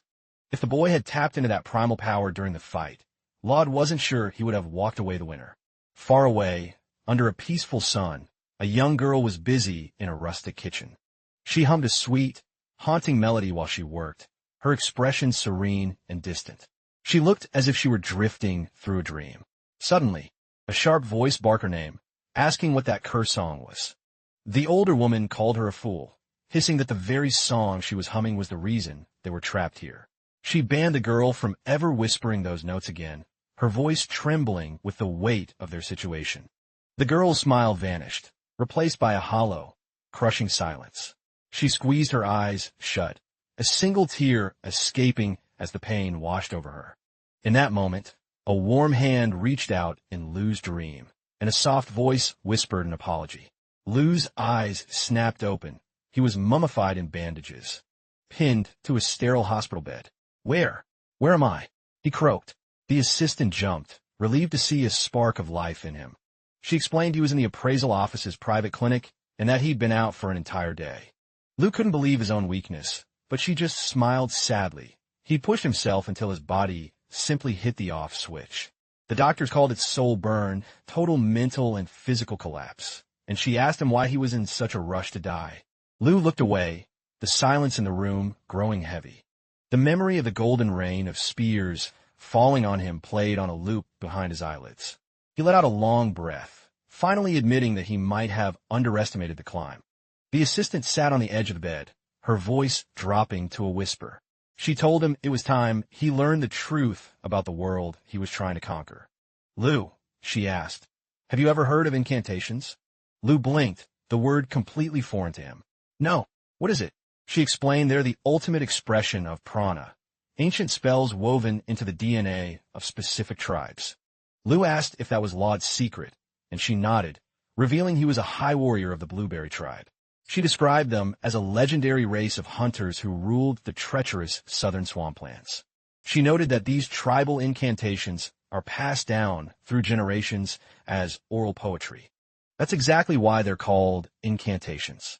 She added that because they're woven into a tribe's genetic code, learning them later in life is nearly impossible. But then she dropped a bombshell. Laud had sensed the dormant spark of an incantation inside Lou. She leaned in, asking if he knew anything about a hidden power like that. Lou fell silent, his eyes wide with sudden realization. A vivid memory of that mysterious girl humming in his kitchen flashed through his mind like a lightning strike. He gave a slow, deliberate nod. The assistant's face lit up with pure joy. She cheered, shouting that a secret incantation was a total game-changer. It could skyrocket him to elite ranker status overnight. She shoved her rank tell in his face, claiming she'd found the ultimate cheat mission for his debut. The screen displayed a high-priority survey of the Asaban forest. It was a rank 48 danger zone, a place where the environment itself wanted you dead. Lou asked if it was just a simple nature walk, but she shook her head, her voice dropping to a whisper. People were vanishing in those woods. Even high-tier adventurers were being erased without a trace. She explained that solving this mystery would jump him 200 spots instantly, though it was basically a suicide mission. Without blinking, Lou accepted. Then he looked at her, asking if she pushed this mission because she truly believed he could survive it. She gave him a warm, genuine smile. Bet on it. Soon, the hyperactive assistant began rushing through the official paperwork to lock in the contract. She warned him that the Asaban forest was a legal minefield. Certain beasts were off-limits, and some zones were restricted, even for licensed pros. Lou, being Lou, asked what would happen if he just ignored the red tape. She turned deadly serious. Your rank would tank. She explained that in this world, failure isn't just a loss. It's a stain on your reputation that the ranking system never forgets. With a final tap on her phone, she officially registered them for the hunt.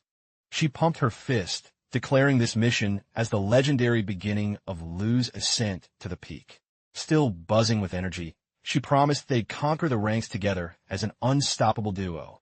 A rare, small smile touched Lou's lips as he gave silent nod of agreement. Meanwhile, miles away from the city's safety, the Asaban forest loomed on the horizon, a nightmare landscape of purple foliage and jagged peaks. Deep in the violet fog, a man stalked through the undergrowth with the cold eyes of a predator. He hoisted a bleeding victim by the throat, growling that witnesses don't get second chances. He tossed the body aside, mocking the agency's lack of interest in trash-tier adventurers who go missing. He kicked that iron cage shut, his expression bored and indifferent to the suffering inside. A rare white-horned wolf snarled from behind the bars while the man scoffed at anyone trying to climb the ranks the honest way. He stared at the beast, calculating that selling the horn of a zero unicorn was his fast pass to the triple digits.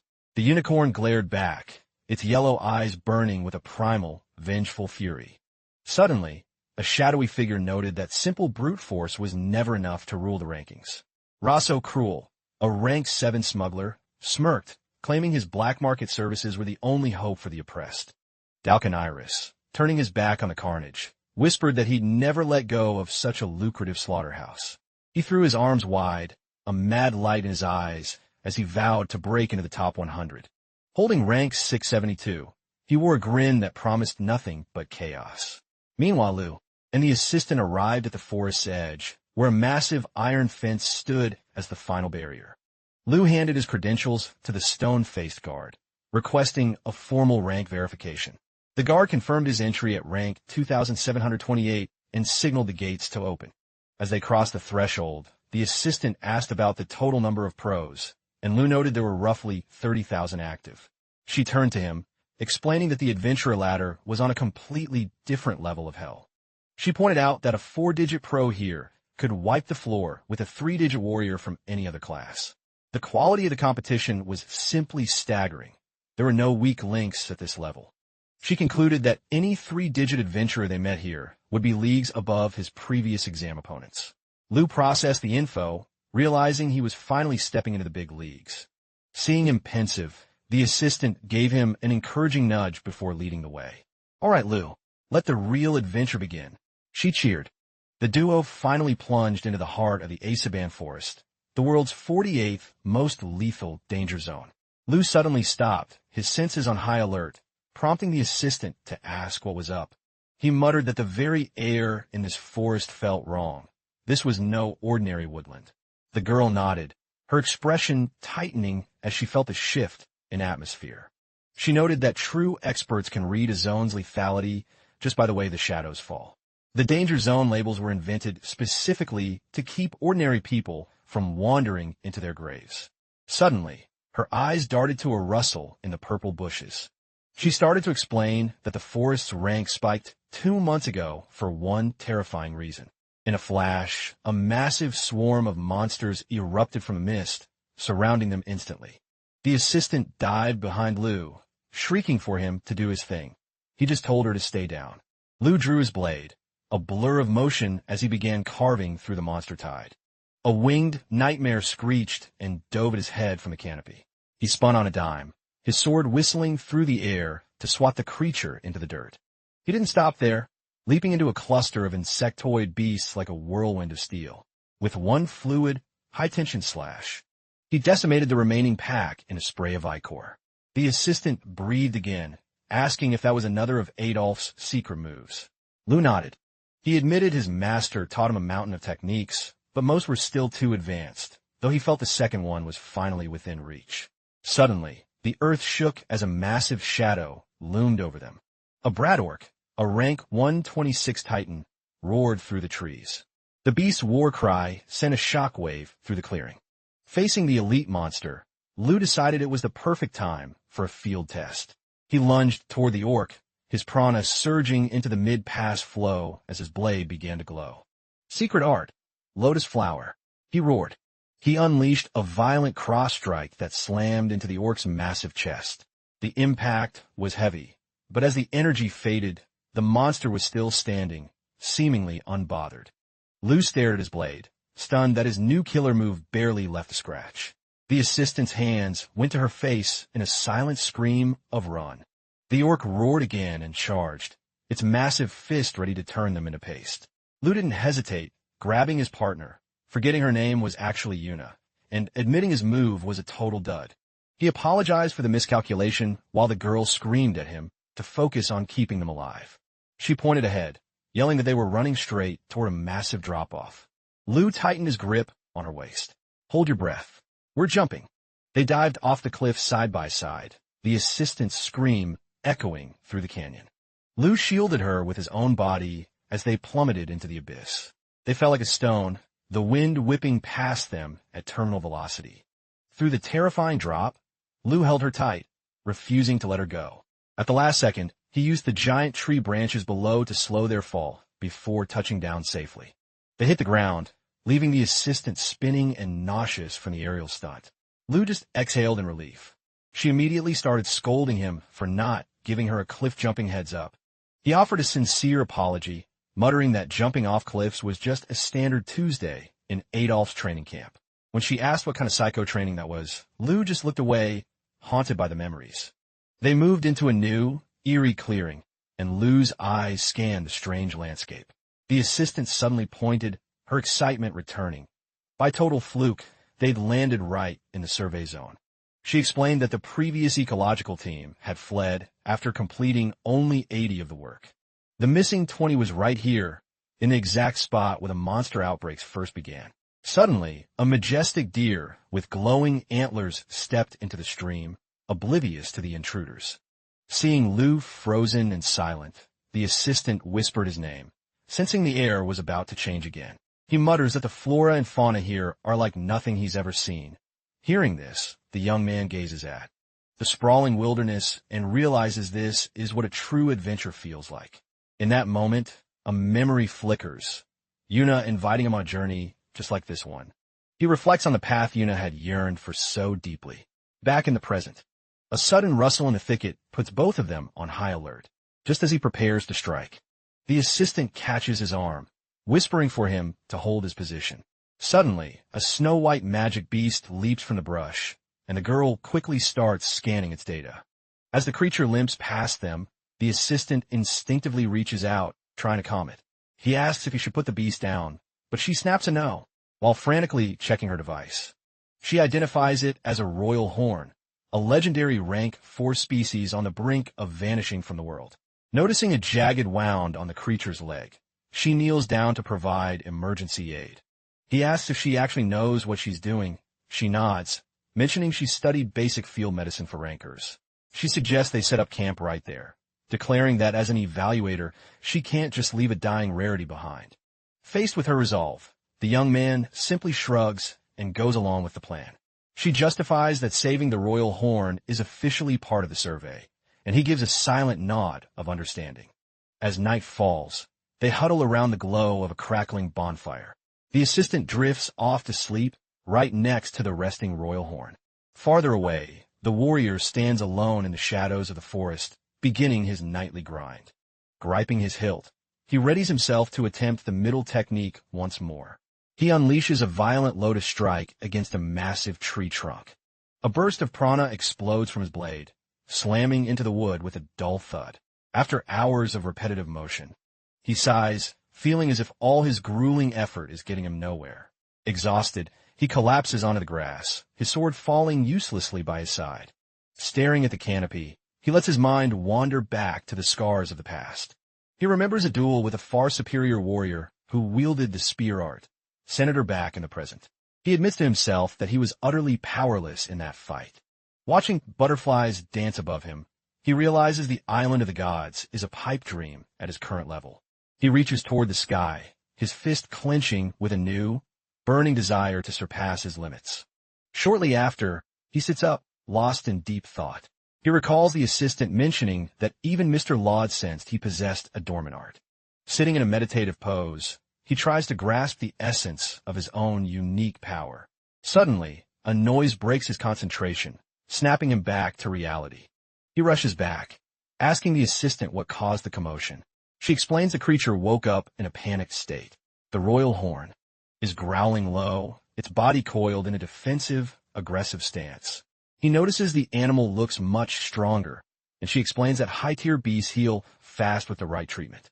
She points out its lingering fear, suggesting that its wound was definitely inflicted by a human hand.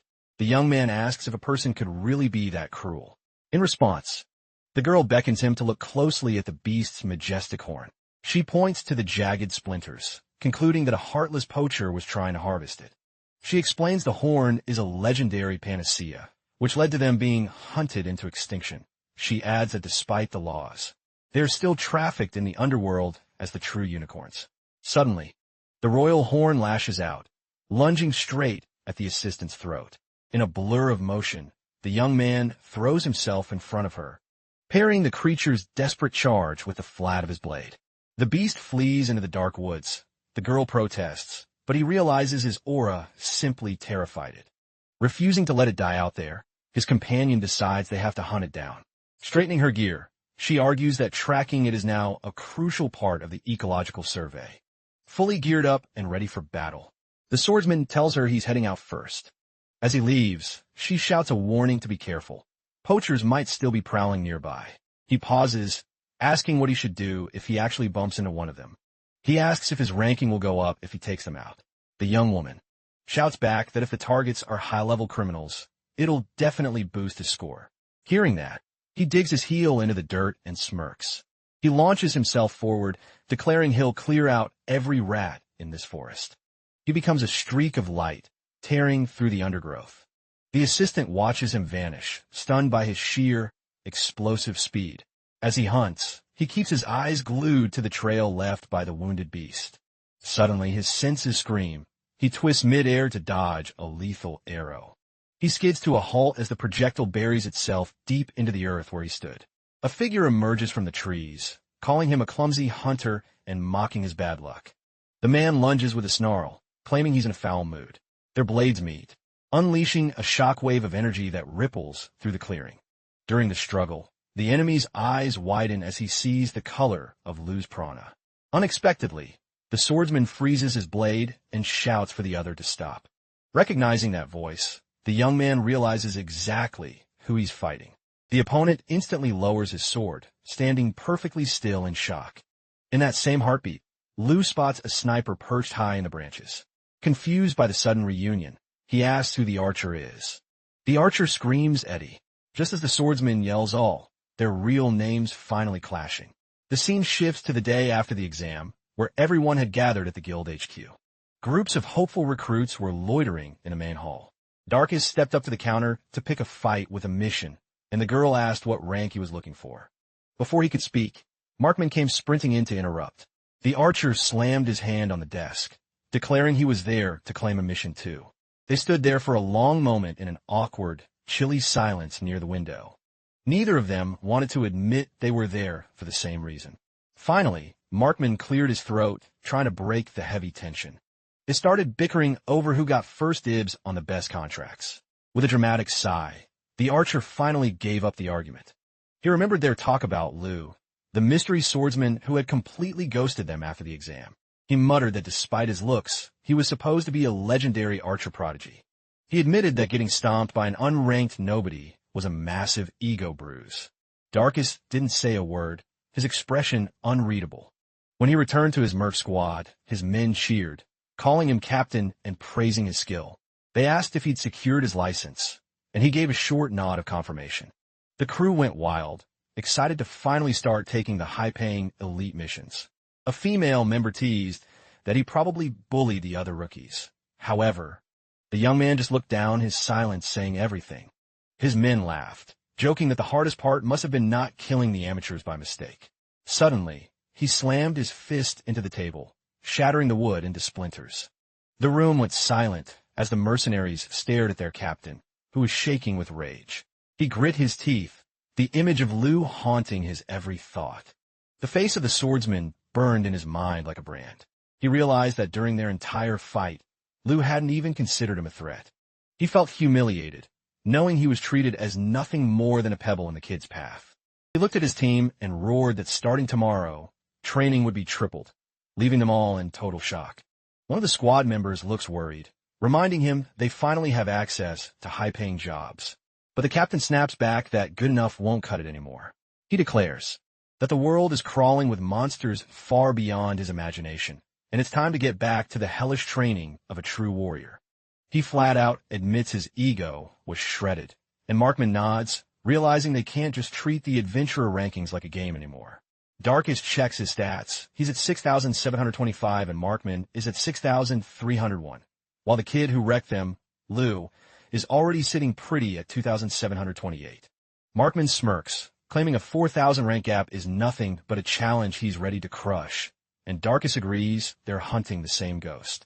Standing before the mission board, the archer points to the Asaban forest, and the captain grins. Nothing boosts your rank faster than a death trap. They trek into the purple woods only to find the mystery swordsman standing right in their path. Suddenly, all three freeze as a violent snapping sound erupts from the dense undergrowth. In a heartbeat, Lu mutters that catch-up time will have to wait. He's gone, in a blur, sprinting past them and vanishing into the shadows of the deep forest. Markman bolts after him, shouting that a wounded royal horn just broke cover. Lu asks if they're actually planning to save the beast. The swordsman gives a sharp nod, his eyes tracking the archer's incredible agility through the trees. As they race through the brush, Lu starts picking up how Markman uses the jagged terrain to maintain impossible momentum. With a burst of speed, Markman kicks off a tree trunk and rockets ahead of the pack. The warrior can't help but be impressed. The kid's movement skills are top tier. Not to be outdone, Lu pours more prana into his legs, tearing through the foliage like a gale wind.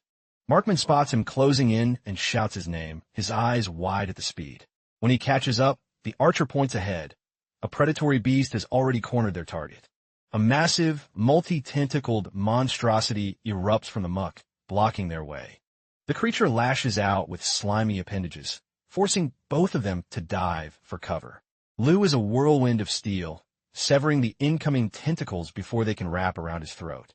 He skids to a halt, realizing the beast's reach is too long for a direct approach. He considers a ranged strike, but he kills the thought instantly. A blast that big would vaporize the royal horn along with the monster.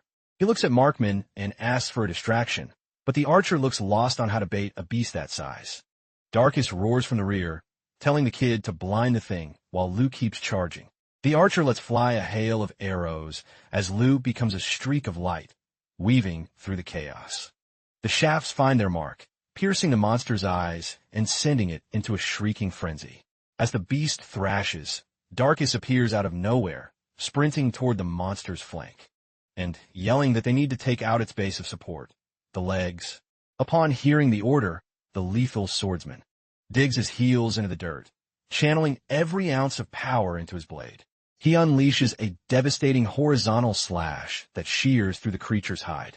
The monster lets out a final, pained roar. Darkus bellows for Lu to grab the royal horn and clear the blast zone immediately. Lu scoops up the shivering creature in one fluid motion. Shortly after, Darkus lunges forward and delivers a bone-shattering strike to a massive nearby tree. The trunk snaps like a toothpick, falling perfectly to crush the monster into the mud. As the dust settles, Lu stands there holding the tiny beast, watching the wreckage. Markman is all smiles, praising the captain's tactical genius, though Darkus just grumbles about dealing with amateurs, which kicks off another bicker fest. The swordsman watches them in a heavy silence, deep in thought. He thinks back to his goal of the top 10 and how he thought his sword was the only answer. Looking at the dead titan, he realizes that raw power alone won't get him to the island of the gods.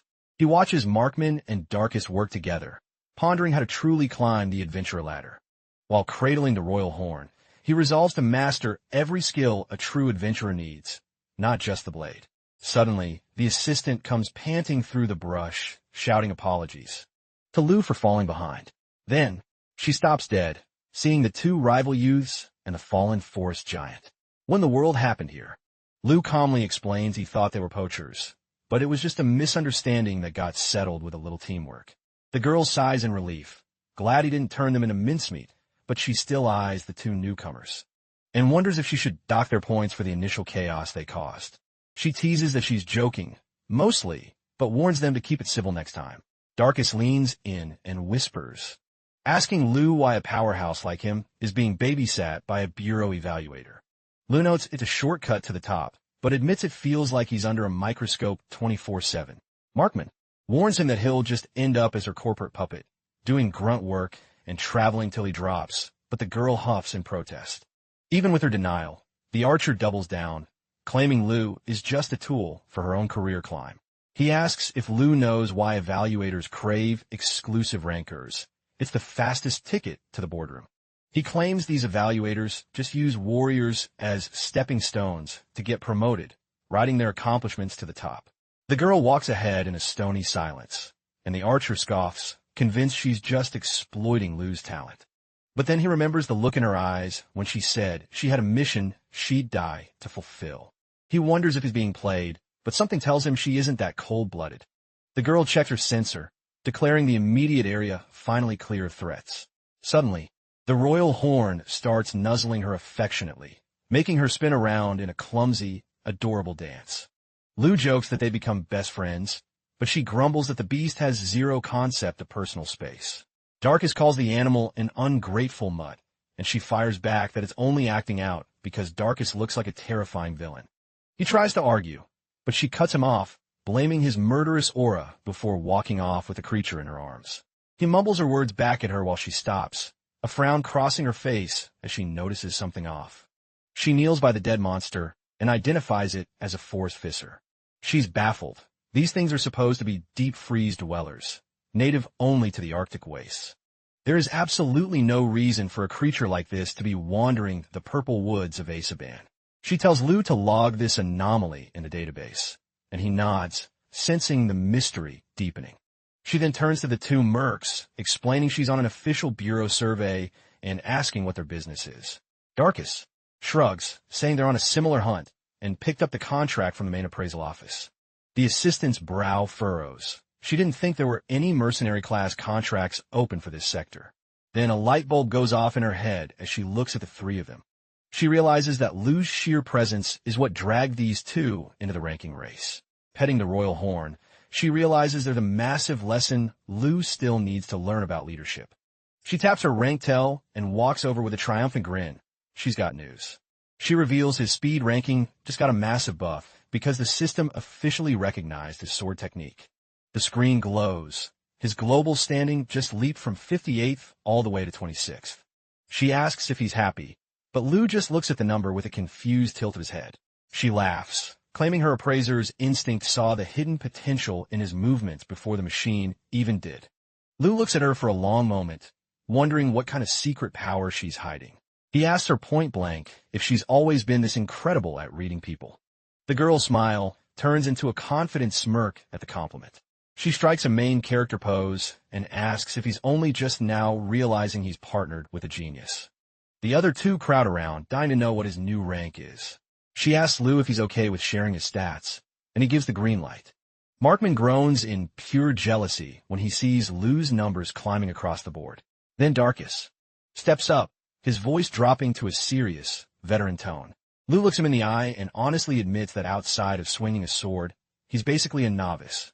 The mercenary realizes the kid has spent his whole life focused on one thing, the blade, and Lu confirms it. He tells him he's still thinking about how Markman moves and how the captain commands. Darkus explains that as a mercenary leader, his job isn't just to kill, it's to keep his people alive with a solid plan. He starts breaking down the core of teamwork, formations, clear comms, and knowing exactly where your allies are during strike. He stops, asking if a lone wolf genius like Lu even cares about advice from a lower rank. Lu looks at him with total sincerity and asks them both to teach him everything they know. The two veterans share a silent look, stunned by the kid's humility. Finally, Darkus cracks a smile and starts the first lesson. To survive the wild, you need to use all 5 senses. And then he starts teaching the art of the trek. Watching the two bond, the appraiser smiles to herself, proud to see Lu finally opening up and growing. But her relief is short-lived. She quickly snaps back to reality, realizing the Asaban forest is crawling with far too many lethal, unknown variables. She bites her lip, fearing this mission might be a death sentence for the group. Unbeknownst to them, a shadowy figure is watching their every move through a dark, shimmering portal. 2 men step out of the void. One grumbles about finding pests while hunting for their escaped beast. The older man licks his lips, muttering that their fresh organs would fetch a king's ransom on the black market. The mountain of a man scoffs. They aren't the beast he wanted, but he'll bag them anyway. He growls a final warning. Anyone dumb enough to step into a predator's den better be ready to get eaten. Deep in the woods, Markman begins a lecture, explaining that mastery of the 5 senses is a nightmare for most. He emphasizes that sensory combat training is non-negotiable, and Lu hangs on every word like a hungry student. He claims the thick, heavy scents of this forest make it the ultimate training ground for a sensory awakening. Darkus looks clueless, but the archer boasts he can already feel the exact heartbeat of every animal nearby. He reveals he's pulsing a low-frequency prana through the air to see his surroundings. He describes prana as a raw talent, commanding the others to sharpen their focus until their perception pierces the veil. Lu closes his eyes, sinking into a deep trance as he begins to gather his spiraling energy. Suddenly, a massive, crushing pressure erupts around him, leaving his 2 companions staring in absolute awe. The sheer intensity of the mana release sends a shiver down their spines. Oblivious to their shock, the youth pushes deeper, refining his senses to a razor's edge. Cloaked in a shimmering aura, he begins to stalk through the forest like a ghost. His energy expands in a violent wave, blanketing the entire mountainside in seconds. He stops dead at the edge of a jagged cliff, his senses screaming with newfound clarity. A fragment of a memory flashes, a face he can't forget. Suddenly, he lunges into the void, sword drawn, as the appraiser watches him with her heart in her throat. The moment she calls his name, he spins around, shouting that they're being hunted by a hidden spectator. He senses the kill shot a split second before a fist glowing with lethal energy whistles toward his head. A catastrophic bolt of power slams into the clearing, triggering a bone-shattering explosion. His friends scream his name as the shockwave tears through the trees. The forest path vanishes behind a thick curtain of choking dust and splintered wood. Lou is thrown to the ground, skidding through the dirt kicked up by that monstrous strike. A shadow emerges from the haze, a man with eyes like a cold-blooded killer. He scoffs, admitting he just followed the massive flare Prana Lou was dumb enough to release. Darkus and the archer draw their weapons, teeth bared, demanding to know who this freak is. The appraiser's eyes widen in terror as she recognizes the monster standing before them. As he turns his gaze toward the boys, she shrieks for them to stand down immediately. She identifies him. That's Dalkin Iris, the rank 672 Nightmare. The boys freeze. A sub 1000 ranker is a walking disaster, leagues above anything they've ever faced. Dalkin smirks at his own infamy, and she calls him out for being a fallen legend. She reveals he was a hair's breadth away from the top 100 before his fall from grace. He's a high-tier criminal, a man whose rank was stripped and buried because of his blood-stained past. Suddenly, another figure trots up behind Dalkin, a blond man huffing and puffing. He complains about Dalkin's monster speed, but the giant just calls him a slow-footed ant. The newcomer spots the girl, wondering why a civilian is wandering through a rank 48 danger zone. The assistant's voice trembles as she names him, Rosso Cruel. The man stops, his grin turning sharp. She drops the hammer, the rank 76 black market kingpin. Rosso laughs, impressed she's been keeping tabs on the official crime rankings. A system note pops up. The crime rankings track the most dangerous and depraved outlaws in the world. It's a fan-made list so accurate that even the official guilds use it to track high-value targets. Dalkin ignores the chatter, his eyes scanning the trees until he spots the unicorn. He finally locks eyes with the royal horn shivering behind a thick trunk. He steps toward it, a dark grin forming. Found you, little prize. Without a second thought, the assistant throws herself in front of the creature. She glares at Dalkin, demanding to know why a former hero is playing lapdog to a smuggler. He doesn't sugarcoat it, money. It's the only thing that talks in this world. She argues that with his power, he could earn a fortune honestly. Dalkin lets out a dry laugh, correcting her. Money is just a means to an end. He's in it for the trade, selling rare beasts to Rosso and buying things only the underworld can provide. The girl's mind races. Buying? The pieces of the puzzle start falling into a terrifying place. The man reveals the ultimate sin. In this world, even the sacred rankings can be bought for the right price. The girl's eyes well up with fury. That's an insult to everything she stands for.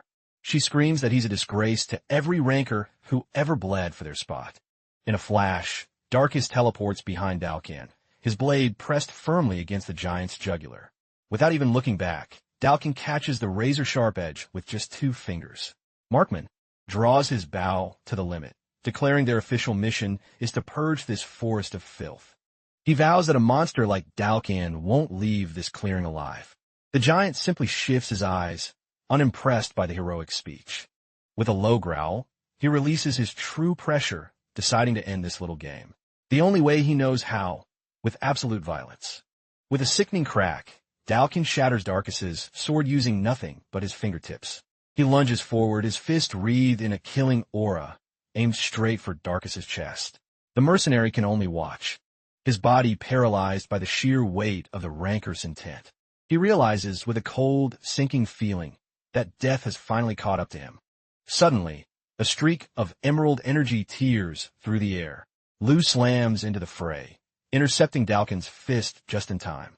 The collision of their auras sends a massive shockwave through the trees. The giant's eyes widen as he stares at the kid who actually stopped his punch.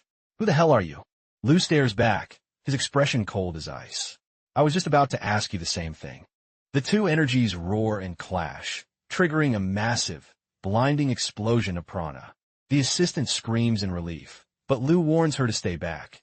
This guy's a whole different breed of monster. The girl looks at the hulking figure and wonders if this is the legendary hunter they were sent to find. She checks her data, and the target profile matches perfectly.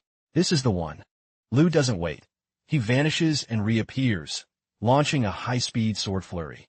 He fires a concentrated burst of prana at Dalkan, burying him in a wall of fire and dust. But the giant just swats the smoke away, laughing at how a brat like Lu even knows how to tap into prana. Lu bites his lip. That was his best shot, and it didn't even leave a bruise. In his mind, he hears Adolf's voice. Be careful of those who shape their prana, Lu. His master had told him that Lu was an anomaly. Normally, you have to master a craft to its absolute peak to wake the energy within. Prana is the soul of a master, a hidden power that only awakens when you become the best at what you do. The master warned that if an enemy wields prana, it means they've already conquered their own personal mountain. The vision shows a lone man standing at the summit of the world. Make no mistake, Lu your opponent is. A grandmaster of his own lethal art. Back in the clearing, Lu tightens his grip on his hilt, his aura flaring once more. The assistant screams a warning. Lu, watch out. He's ranked 12 in the world boxer rankings. The words hit Lu like a physical blow. Rank 12 in the world? No wonder his fists feel like falling meteors. She frantically scrolls through the rest of his data, her face turning paler with every line. He's also ranked 7 in weightlifting. She yells. His raw physical power is off the charts. She concludes that Dalkan is a world-class freak of nature and begs the boys to run for their lives. Dalkan scowls, muttering about how annoying it is to have an appraisal brat leaking all his secrets. He turns his murderous gaze toward the girl. Fine, I'll just start by crushing you first. In a display of terrifying raw power, Dalkan channels his aura into a massive tree nearby, while the appraiser watches in frozen horror from the sidelines. Dalkan literally rips the ancient giant from the earth with his bare hands as if it were a weed. He hoists the trunk over his head, barking a cold command for the girl to drop dead. The massive projectile whistles through the air like a missile aimed straight for her. At the last possible second, Lu blurs into position, cleaving the entire tree in half with one stroke. Not skipping a beat, he fires a razor-sharp energy arc back at the monster. The young woman screams his name, racing toward him through the chaos. Standing amidst the splinters, Lu's aura flares with a predatory intensity. Suddenly, Rosso Cruel steps out from the shadows, his eyes widening at the boy's performance. He mutters that the kid's prana is unlike anything he's ever seen. He tells Dalkan to bag the boy alive, grinning as he calculates the massive price a specimen like that would fetch. The Juggernaut confirms the capture plan, assuming the brat survives his next punch. Up in the canopy, Markman chimes in, warning the villains that it's rude to forget the rest of the squad. He lets fly a trio of arrows aimed at Dalkan's vitals. However, the monster barely flinches, letting his passive energy field disintegrate the shafts. Glowering with a murderous intent, Dalkan turns his gaze toward the archer. He asks with a chilling calm if fodder like them really thinks they're worth remembering. Suddenly, Darkus emerges from the blind spot, hurling a flashbang toward the enemies. The boy roars for the team to make their move now. But Dalkan just snarls, telling them to stop buzzing around him like flies. He lets out a primal roar, releasing a 360-degree shockwave of pure destruction. The ground erupts, and the terrain is completely leveled by the sheer weight of his mana. As the dust settles, the giant scans the empty sky, wondering where his toys vanished to. Looking at the scorched path, he growls in annoyance that they actually pulled off a getaway. Rosso Cruel strolls up, wiping sweat from his brow and calling Dalkan's temper dangerous. He asks what the plan would have been if the valuable merchandise had been vaporized in that blast. Miles away, the group is hauling through the thicket. Darkus has the girl, while Lu carries the wolf. Markman gasps out praise for his partner's quick thinking in sensing the retreat or die signal. He confirms that everyone's survival instincts kicked in at the exact same time. Run like hell. Lu stays silent, his face a mask of focus as he maintains pace while cradling the beast. He realizes that a rank 600 monster is on a completely different level of existence. Suddenly, his grip tightens subconsciously on the wolf's fur, causing the poor creature to yelp in pain. He sets it down, and the beast growls at him while he offers a sheepish apology. Catching their breath, Darkus checks their tracks, asking if they finally put enough distance between them and that monster. But Lou stops in his tracks, telling them there's still one piece of unfinished business. The girl's eyes darken. She tells him they absolutely must pin down Rosso Cruel. Lou rolls the name over his tongue. Rosso Cruel, the target. He asks if she means the bearded guy pulling the strings, and the appraiser gives a sharp, determined nod. The swordsman asks why he's the priority. The girl's answer is icy and personal. She has a score to settle with him. However, Darkus cuts through the tension, insisting they map out a strategy before they go charging back into the fire. The appraiser takes a breath and apologizes, admitting she let her emotions cloud the mission. The mercenary explains their priority is still the forest patrol and keeping tabs on the duo. As an agent, she admits a direct head-on collision is suicide, and Darkus agrees. This is an eyes-only op now. She starts detailing a plan to leak their crimes to the agency. But Markman wonders what a bunch of rogues like them get out of it. She just sighs at him, muttering that his lack of ambition is incredible in all the wrong ways. She points out their high stealth stats are their only edge in this lethal forest. She notes that if they bust these guys, their ranks will jump by 1,000 spots, which finally gets the archer's eyes glowing. The agent warns them not to play hero, and Darkus promises to keep his sword sheathed for now. She turns to Lou, asking what his move is. He reveals that his first priority is getting the royal horn to his sanctuary. Darkus agrees. Fighting with a rare beast in your arms is like begging for an ambush. But the swordsman clarifies that he's not doing it for tactical reasons. He simply refuses to let this innocent creature get dragged any deeper into the blood-soaked mess of human rankings. The appraiser looks down, feeling guilty that the animal was terrified because of the chaos following her. Darkus suggests it's time for the squads to split up for now. Lou proposes a rendezvous at the Great Tree once the wolf is safe in its home. He explains that by separating and reuniting, they'll have each other's backs if things go sideways. Before they part, Markman offers a crash course on forest parkour, and the boy thanks him. Darkus worries that Dalkin might slip away, but the archer smirks, claiming he can track that giant scent anywhere. With that, Markman starts showing Lou the ropes while the others watch the training arc. The youth asks to see how they coordinate their moves, and Darkus decides to reveal a few trade secrets. The veterans put on a masterclass of movement and synchronized combat for the rookie. When a lesson ends, Lou rubs his temples, admitting his brain is about to explode from the information overload. Since his own sword is trashed, he asks to borrow Darkus's spare dagger. The mercenary hands over his hunting blade. He gives Lou one last tip. Use image training to run the scenarios in his head until they become instinct. The appraiser then announces it's time to find the royal horn's true home. Lou agrees. Despite Dalkin looming over them, they have a job to finish. She asks him if he's truly ready for what's coming, and he gives her a steady, unwavering look. She presses him, making sure his resolve isn't shaking, and the boy reaffirms his path. Lou tells her he trusts the mercenary duo to hold their own, and she admits they're surprisingly solid allies. Suddenly, she gets a spark in her eye and says she has a better idea. She suggests they combine the ecological survey with the search for the wolf's den. She reasons that finding its habitat might lead them to an entire hidden colony. Lou asks how they're supposed to find a needle in a haystack, and she just points at the wolf. Just ask the local expert. She turns to the creature and asks it point blank to lead the way home. The wolf bolts into the brush, and the girl cheers, convinced that's their GPS. Lou asks if following a wild animal is a legitimate plan, and she tells him to trust the beast's instincts. She reflects that every lost kid just wants to find their way back to where they belong.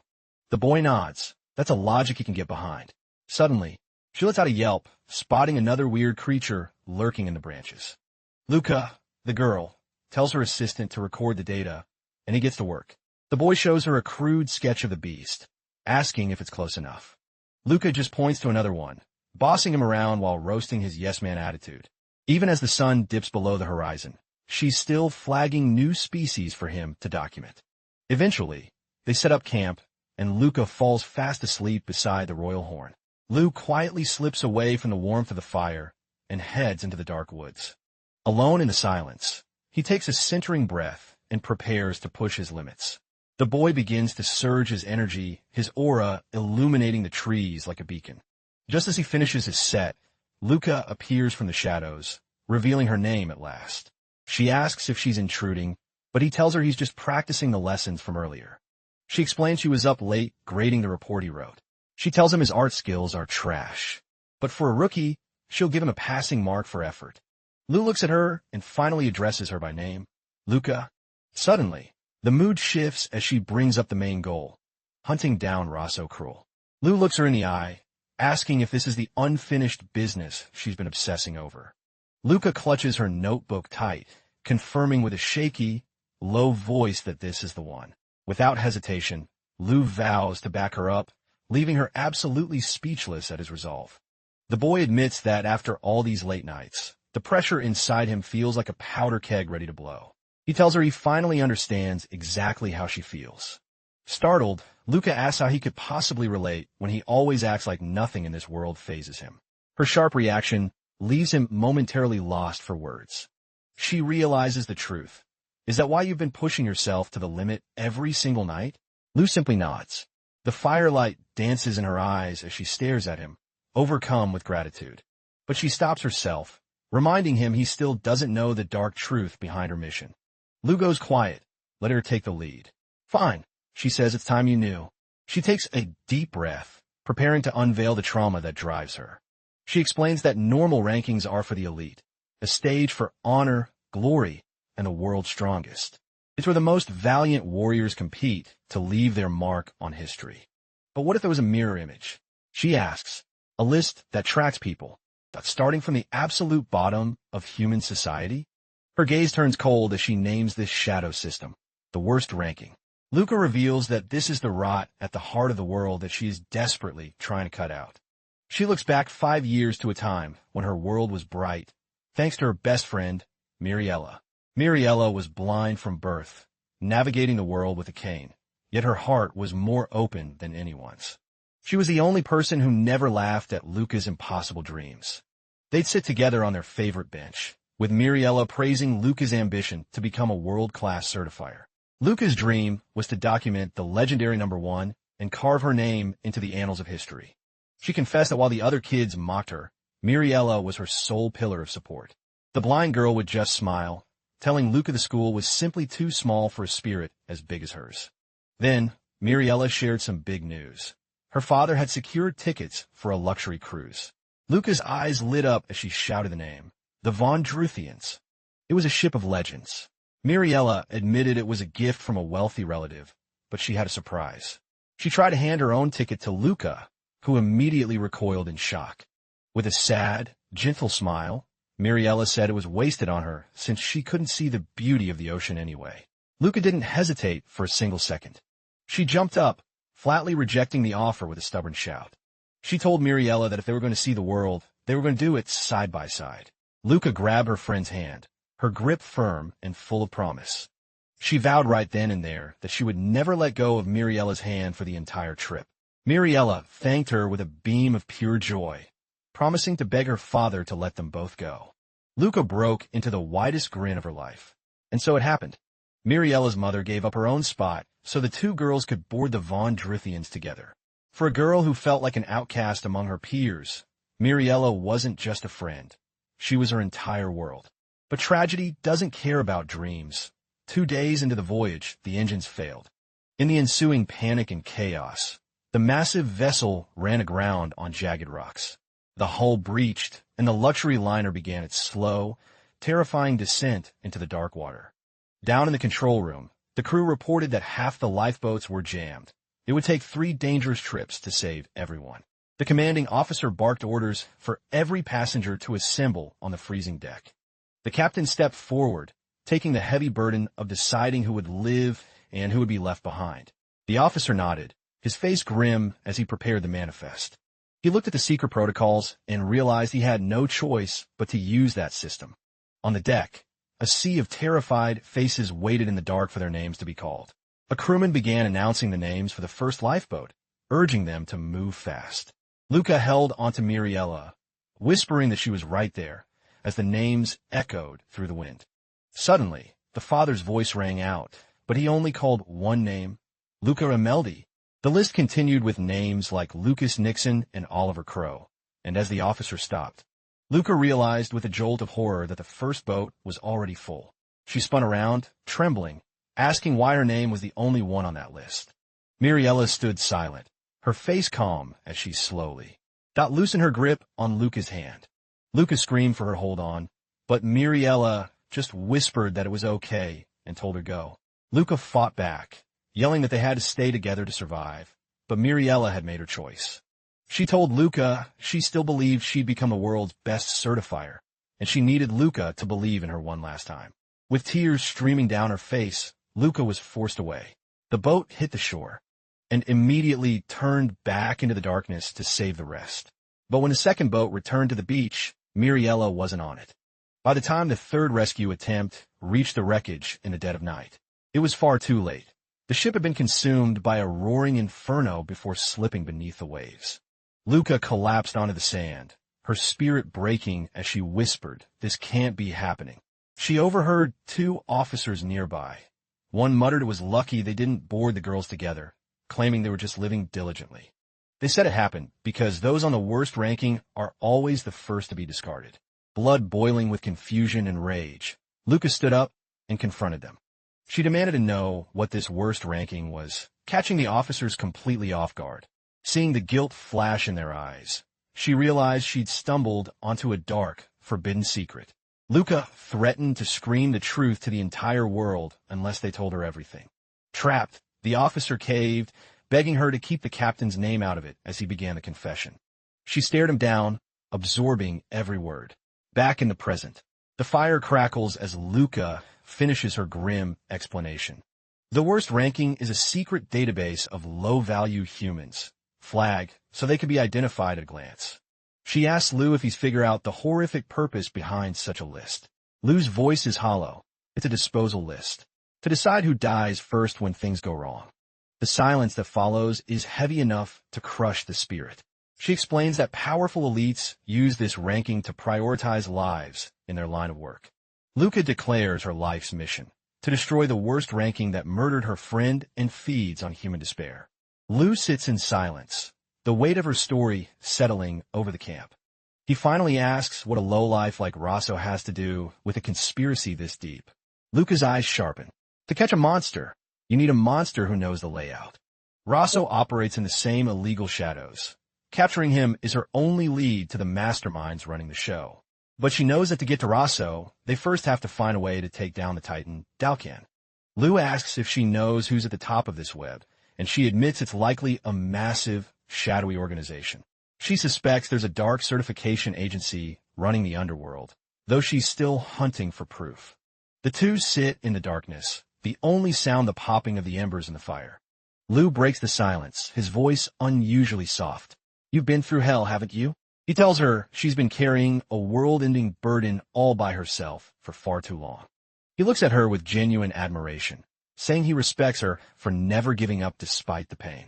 His words hit her like a physical wave of warmth. Her voice trembles as she tells him to stop, admitting that if he keeps being this kind, that the dam is going to break and she'll start crying. They sit there for a long time, just watching each other in the firelight. Lou stares into the flames, his own memories stirring in the heat. Luca finally speaks up, asking him to share his story in return. She pouts slightly, saying it's not fair for her to be the only one getting emotional. He agrees to tell her everything, but he warns her he's definitely not the crying type, while Luca smirks and retorts that she'll be the one holding him while he sobs. The first light of dawn breaks, but the mood is far from peaceful. Luca is weeping uncontrollably, her eyes red and swollen. Lou asks if she's still at it, but she chokes out that she can't stop the tears now that she knows the hell he's been through. She sniffles, saying she finally gets why he's so desperate to reach the island of the gods, to find out if his people are still breathing.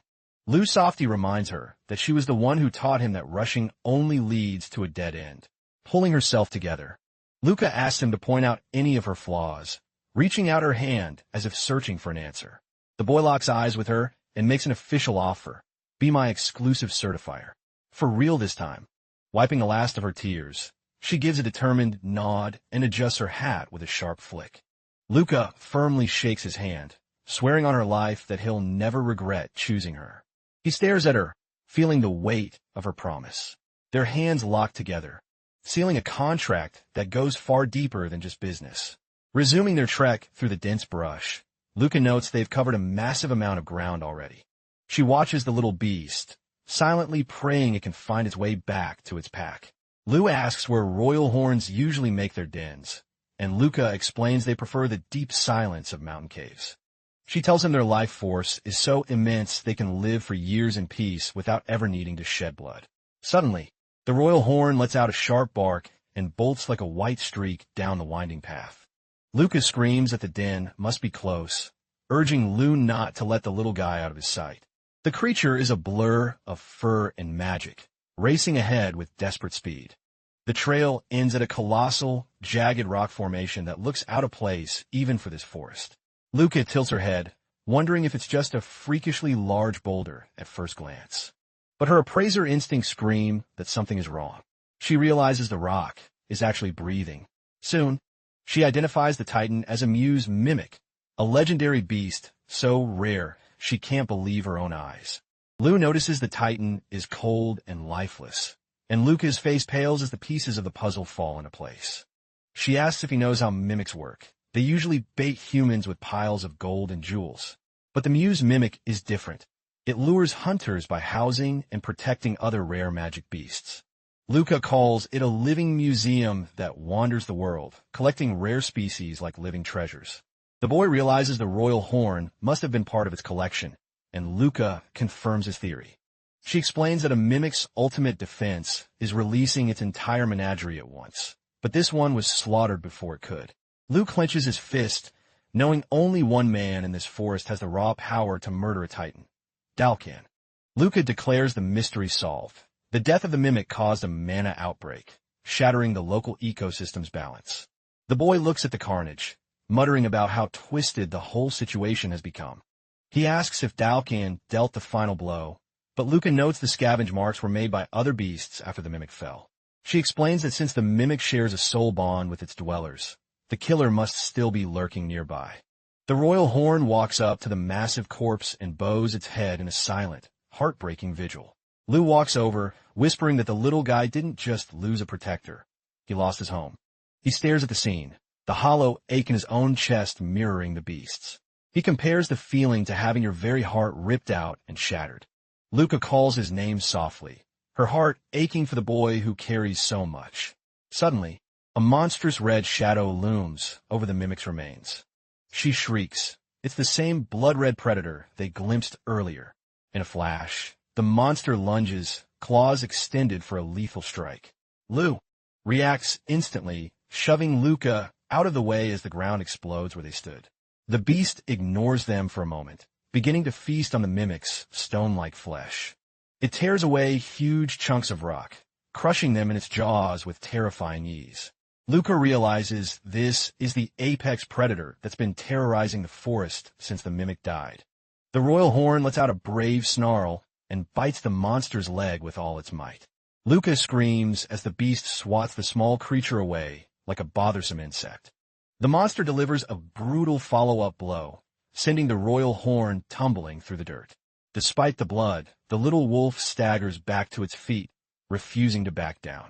Lu steps forward, his aura beginning to boil with cold fury. He commands his four-legged friend to stay back and leave the rest to him. He vows to put this monster in the ground and charges straight into the jaws of death.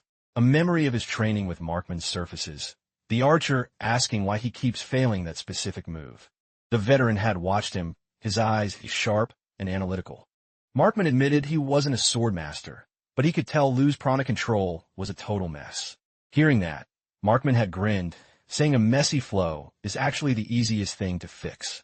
He offered to teach Lu his family's secret breathing technique, promising it would unlock his true potential. Back in the fight, Lu closes his eyes, centering his spirit as he channels his prana. When his eyes snap open, they're glowing with a piercing, supernatural light. Wait, don't go yet. Are you hooked on this recap? I know I am. If you want to see what happens next, smash that subscribe button and drop a like to support the journey. Catch you in the next chapter, everyone. Lu asks Markman for the secret to mastering prana flow. Markman explains that the key is inner sight, using your senses to look within your own soul. He repeats the concept. You have to observe your own internal energy as a third party. It's like floating above your own mind, watching the rivers of power move. The archer encourages him, promising that what he finds inside will change everything. For monster prana like Lu, this technique is like pouring gasoline on a fire. Lu closes his eyes and dives deep into his own consciousness. A pillar of blinding white energy erupts around him. He sees his energy taking shape, a reflection of his very being. He realizes his prana has been a chaotic storm, fighting against itself this whole doijon. Suddenly, it all clicks. He knows how to tame the storm. Meanwhile, the red monster roars and charges, making Lucas scream in terror.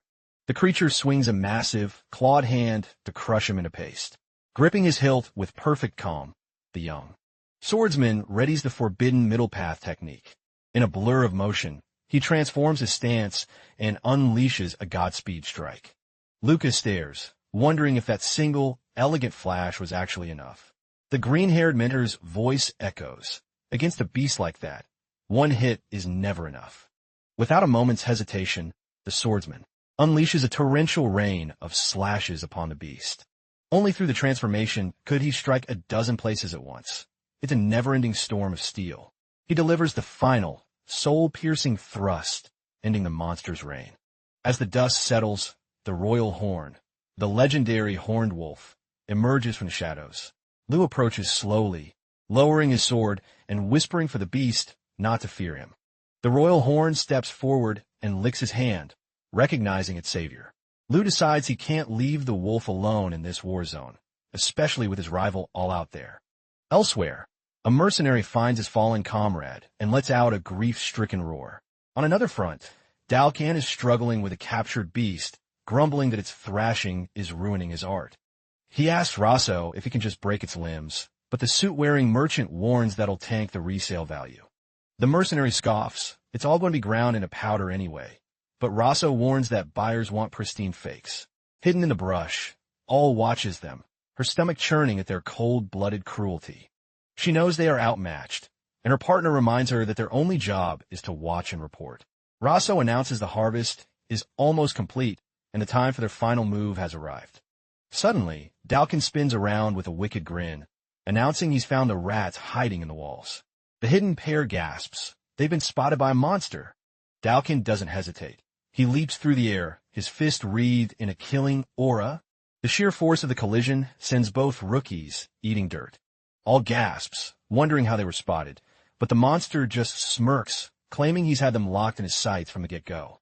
He scoffs, explaining that when he's out hunting rare prey, every living soul in his radius is an open book. All freezes. It's sinking in that a triple-digit ranker isn't just a tough guy.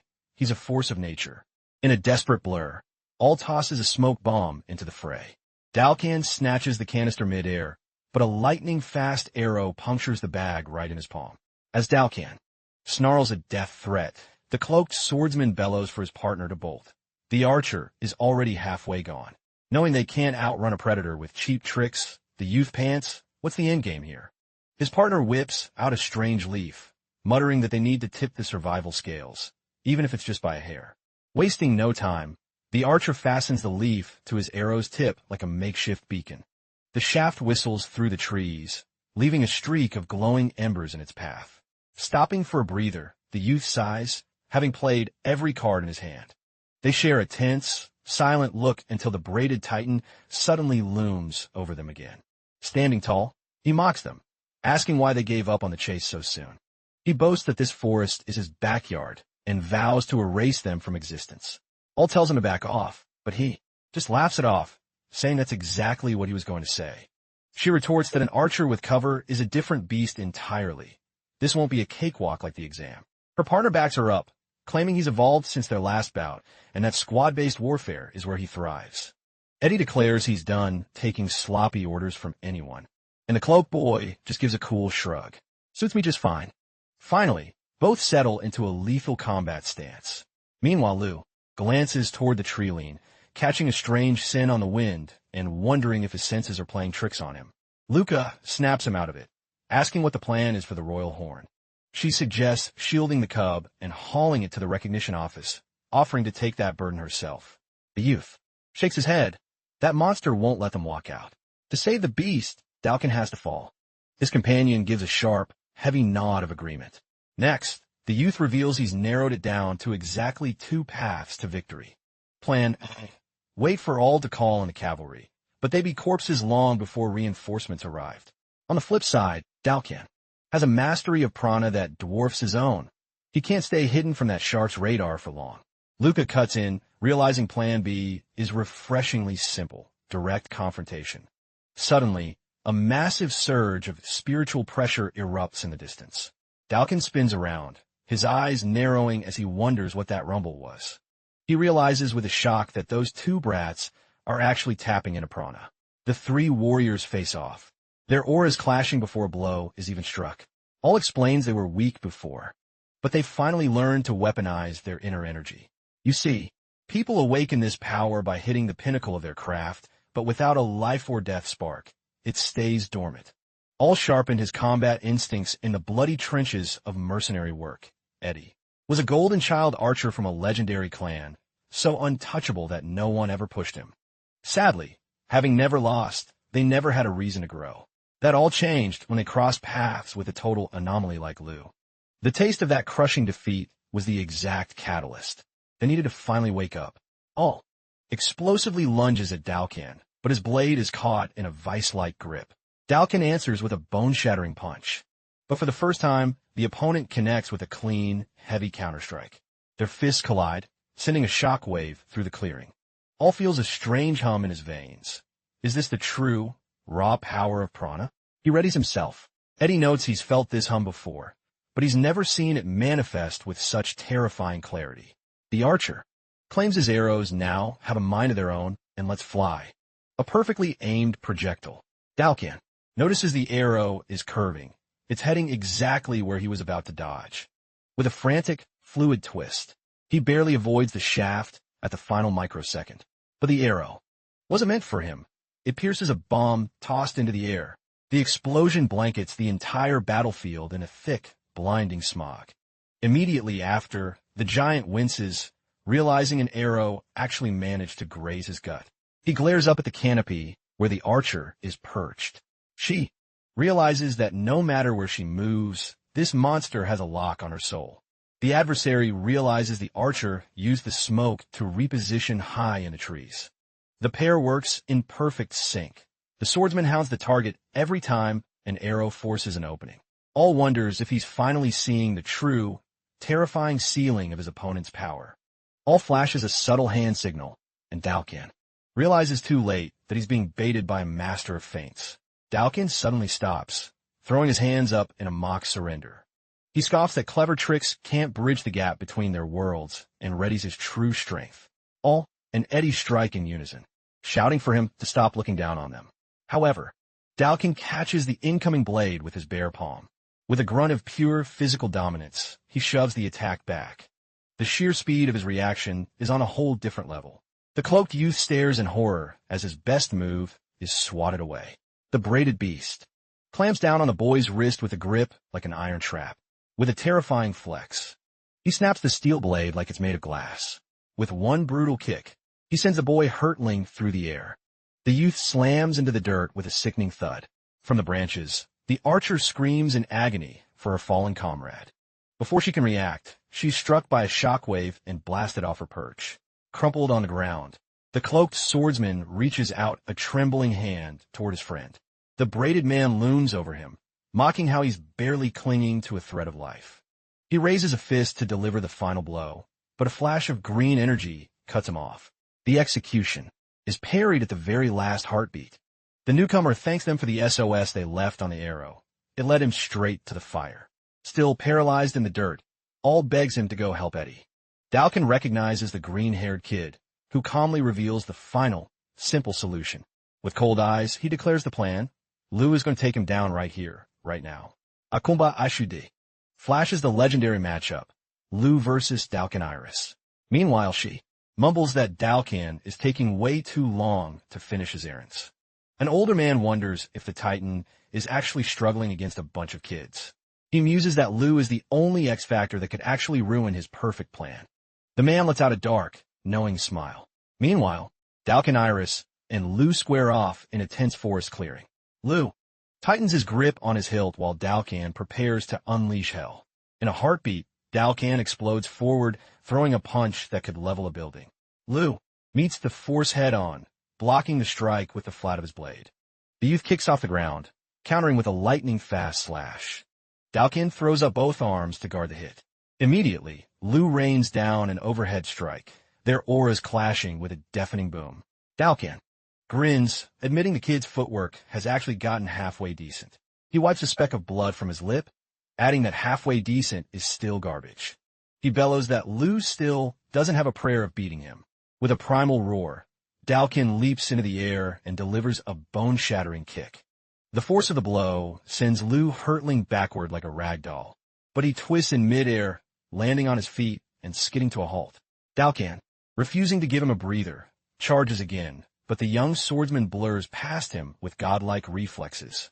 The braided monster's fist obliterates the tree where Lu just stood, his voice dripping with rage as he demands to know why he can't land a hit. In a single, massive bound, Dalkin reaches the canopy, taunting that running away won't change Lu's inevitable fate. Lu hits the deck, sliding through the dirt as a massive trunk thrown by Dalkin whistles overhead. Dalkin reaches out. With a murderous glare, barking a final command for the brat to just drop dead. In the heat of the life-or-death struggle, Lu flashes back to a crucial realization.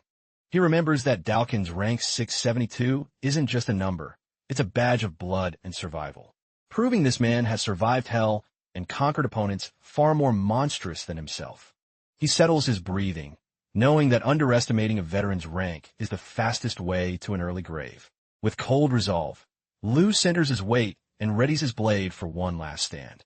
He unleashes a shockwave of raw power that leaves even the battle-hardened Dalkin momentarily paralyzed. Lu explodes forward, his blade cutting through the air toward his target.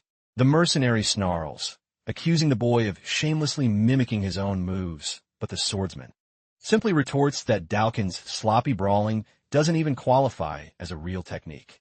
Dalkin's face contorts in fury as he screams at the boy to shut his arrogant mouth. Lu presses the advantage, knowing there's no glory in a head-on clash against a wall of pure muscle. In a memory, All's voice echoes, "Tactics aren't about being fancy, kid. They're just patterns you memorize to survive." He explains that the core of any hunt is creating a numerical edge, and he begins drilling Lu on the patterns to make it happen. All checks if he's paying attention, because every fight boils down to forcing the enemy into these specific traps. First up, the predator's ambush, a synchronized strike designed to overwhelm from the shadows. Second, the lure, drawing the prey into your killing floor. And the third, kicks in a moment, both of them suddenly break contact and retreat. It's a feint. All drops from the sky like a vengeful ghost, revealing the team's hidden ace. Dalkin's eyes widen in disbelief. He can't fathom how All is still standing, spitting out a curse at the immortal bastard. Lu smirks, noting that they're really making the big guy sweat for his paycheck now. Enraged, Dalkin lunges forward and clamps a massive hand around All's throat. Lu bellows for the team to strike now, launching himself at the distracted monster.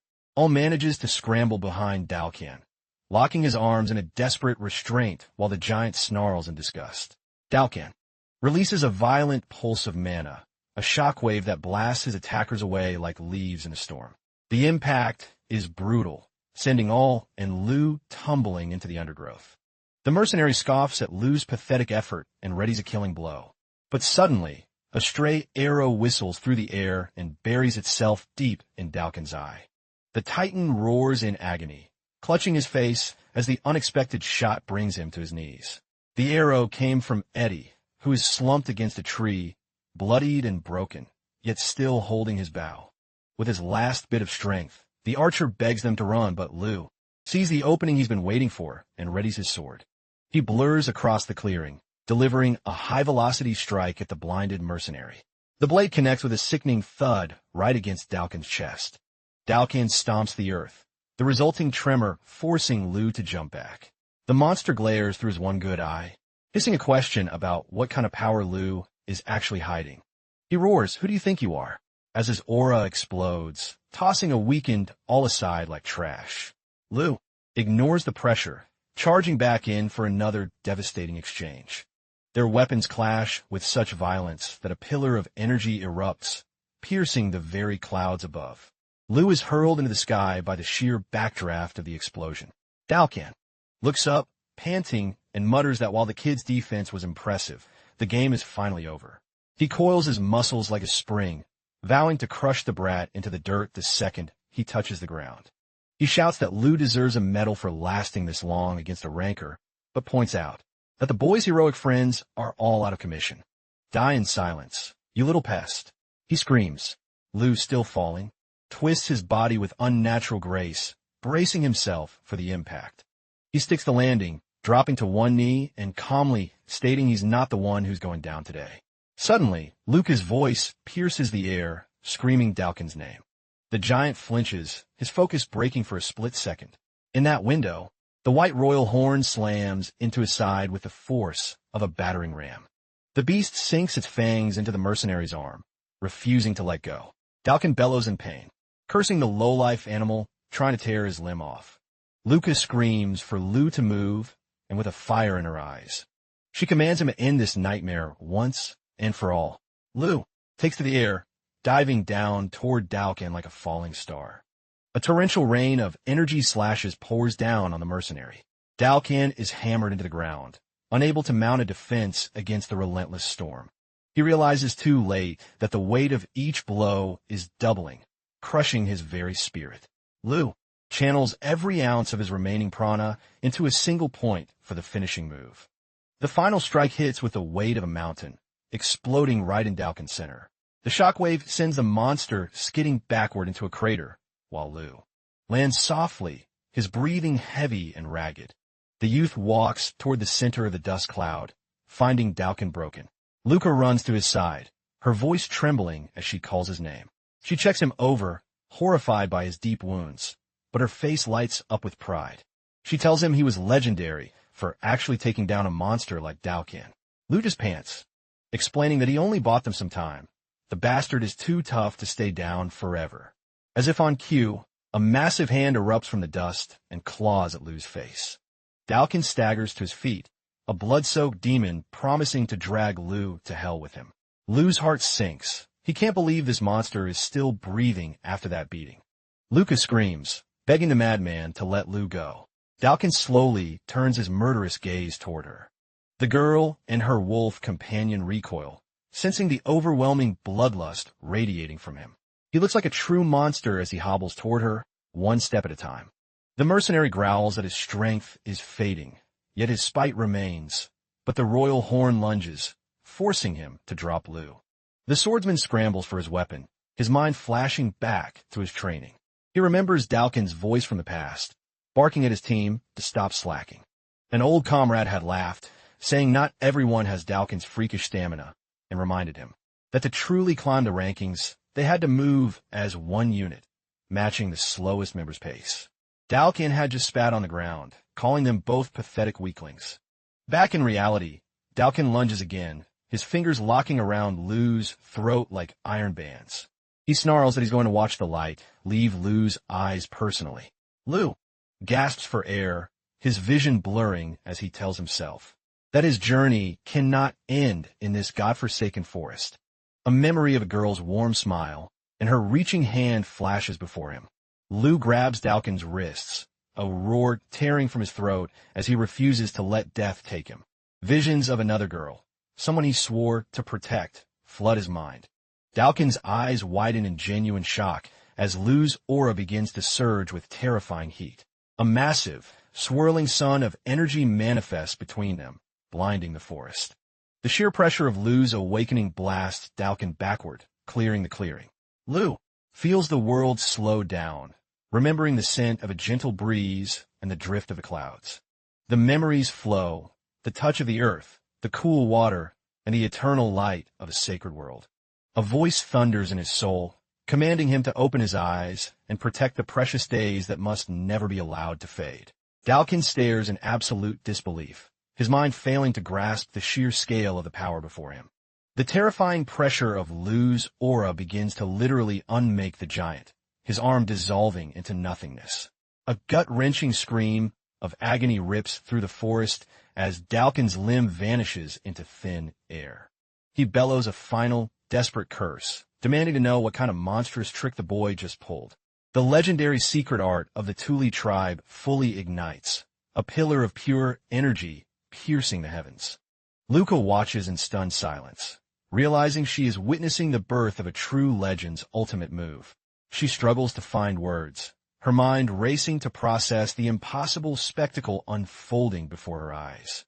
It's a level of power that transcends logic. It's fundamentally different from any martial art she's ever appraised. Dalkin watches his inevitable end approaching, his teeth gritted until they nearly shatter. With a final burst of spite, the cursed brat hater lunges forward for one last suicide charge. He throws a haymaker with his remaining fist, but stops cold against Lu's radiant barrier. The strike doesn't even make a dent.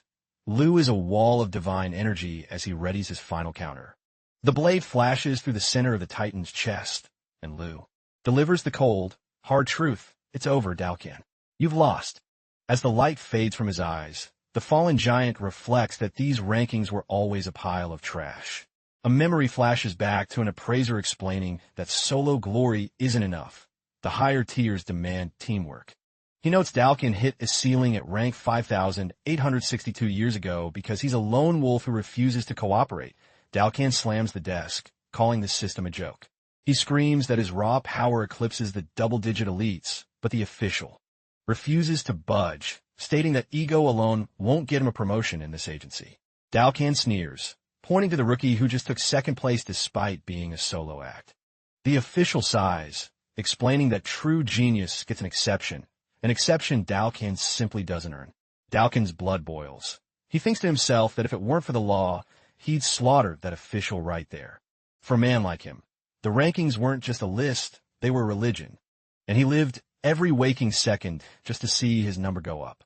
Enter Ryu, rank 461, and Mei, rank 5072, two rookies eager to ride Dalkin's coattails. Ryu is starstruck to be with a triple-digit beast, while Dalkin scoffs internally at the weaklings he's forced to babysit. He justifies his lack of teamwork by claiming he's just too good, and that these losers only serve to drag him down. The trio runs headfirst into a massive, legendary griffin. Ryu panics, apologizing for the bad intel, but the braided tank doesn't care.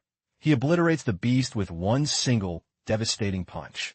With the monster dead in seconds, he barks at the fodder to stop shaking and finish the job. Later that night, the group huddles around a flickering campfire.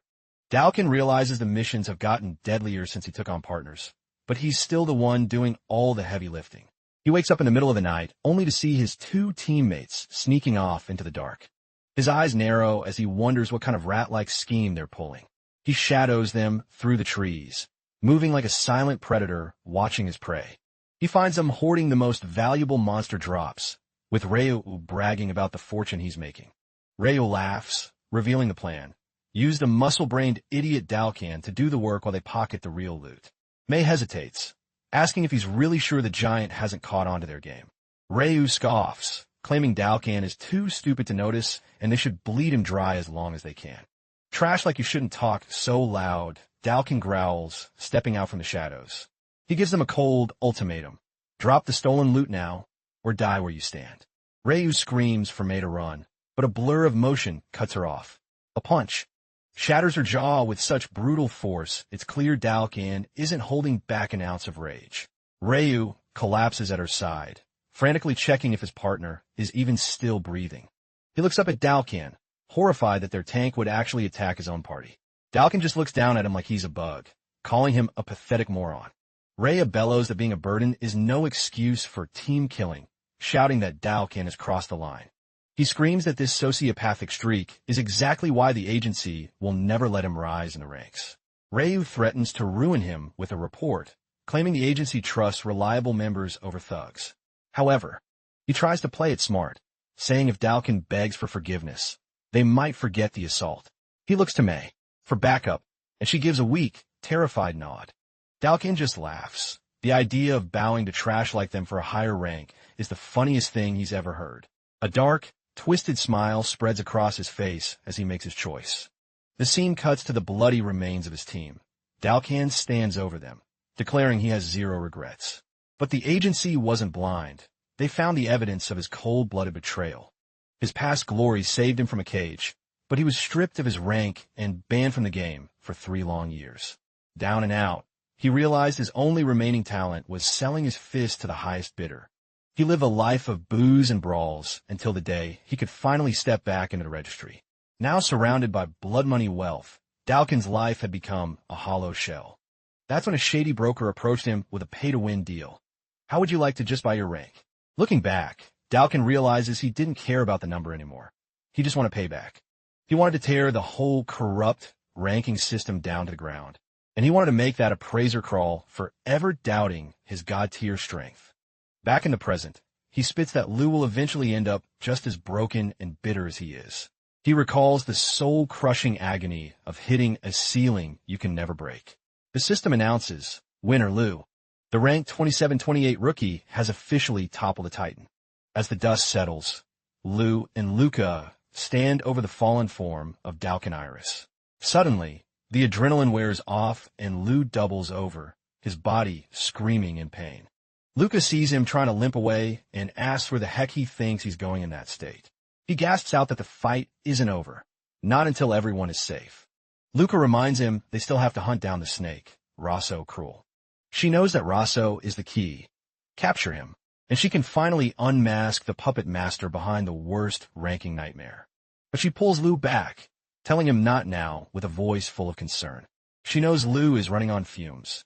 If they go now, they're just walking into a grave.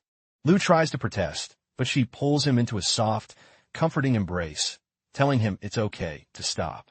She whispers that finding a hero like him is already a bigger win than she ever expected. Lou blinks, offering a quiet apology that leaves her stunned. But before she can answer, his eyes roll back and he collapses, sending Luca into a panic as she screams his name. Eddie was the first to recover, heading to the agency for help, while all stay to patch everyone up. All jokes that his prana is the only thing keeping his guts inside, but it was worth every drop. While Lou was out cold, his new squad took care of the cleanup.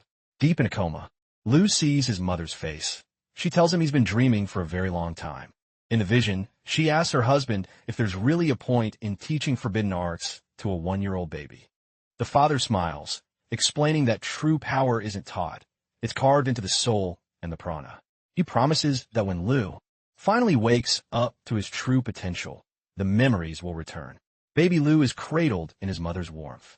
His father speaks of their ancestors and the legendary powers they once wielded, and how that same power led to their downfall, forcing them to found the hidden Tuli village. He explains they chose a life of shadows to find peace, and in the end, it was a good life, allowing them to live far away from the world's endless bloodshed. The young Lou appears in his own dream, nodding along with his father's peaceful philosophy. But the father asks a final question. If we wanted peace, Lou, why did we teach you how to kill? Lou sees the faces of his parents, his grandmother, and every villager he lost. He realizes they weren't just teaching him a tradition. They were preparing him for the war they knew was coming. Lou's eyes snap open as he finally surfaces from the depths of his subconscious. All and Luca are standing over him. All notes the sleeping beauty is finally awake. Luca cries out his name, watching with a massive sigh of relief as he sits up. She tells him she was scared to death because he's been a total vegetable for an entire day. Lou gives her a weary but genuine smile, thanking her for being his guardian angel. Lou blinks in confusion, asking why Mr. Loud is there, only for the man to reveal he's been standing guard since Lou passed out. Loud grunts that he heard their first day on the job turned into a total war zone as he helps Lou steady himself. Eddie turns to All, teasingly asking if he actually crawled back to the agency for help. The mercenary admits his gut was screaming that something was wrong. The officer shifts his attention to Dalkin, who's currently tied up like a Thanksgiving turkey, asking if he's still got any fight left. He starts loosening the heavy chains, warns the fallen Titan that resisting now would be a massive waste of energy. With a squad of elite escort officers in tow, he marches the former ranker toward the exit. As they walk, he can't help but stare at Dalkin's missing arm, shivering at the thought of what could have caused it. It wasn't a clean cut from a blade. The limb simply ceased to exist, a phenomenon he's never witnessed in all his years. He realizes that if a first-rank knight can be maimed like this, a new, terrifying power has entered the board. The group finally hits the forest trail again. Luca leans in, telling Lu that once he's back to 100, he needs to start aiming for a much broader range of specialized rankings. She explains that these lists aren't just for ego, they're for self-discovery, like how Dalkin knew he was the king of close-quarters combat. Lu catches on. So, the more rankings I enter, the better I'll understand my own limits? Luca nods with a spark in her eye. She promises to be his personal guide in the capital, where the recognition agency has the tech to push his stats to the limit. The mysterious elder from before lingers in the shadows, sensing the lingering prana and confirming Lu is the anomaly he suspected. He wonders if that massive explosion of power was a fluke or a deliberate flare sent to catch a specific eye. Either way, his endgame remains unchanged. He must find a way to reach the legendary island of the gods. Meanwhile, Eddie approaches a colossal stone gateway carved with twin serpents, a sight that reeks of ancient danger. A hooded sentinel bows his head, calling Eddie leader and claiming they've been waiting for his arrival. With a cold smirk, Eddie announces the news to his hidden cult. They finally track down a true descendant of Babel. A figure draped in shadow on a high throne declares that the wheels are in motion to save a world enslaved by the ranking system. He stands up, ordering his disciples to finally reveal the true terror of their hidden strength. They chant their name in unison, a name that will soon haunt the world, Ouroboros. The list pops up. Rosso Cruel, the notorious rank 76 smuggler who moves anything for a price. He's also ranked 76 on the trafficker list. Beside him stands Adam, a man whose record is a laundry list of high-tier criminal rankings. This is the inner circle of Ouroboros, the absolute peak of the world's criminal underworld. Back with our heroes, they finally step out of the wilderness and see the sprawling towers of a massive city. Luca throws her arms out, cheering that they've finally made it back to civilization in one piece. She snaps back into boss mode, ordering all and Eddie to the med bay, while Mr. Loud handles Dalkin's imprisonment. Loud chuckles that she's quite the little drill sergeant, but Lu just shrugs. He's already used her call into shots. She turns back to the three boys, warning them to clear their calendars 10 days from today. Holding up 3 fingers, she flashes a confident grin.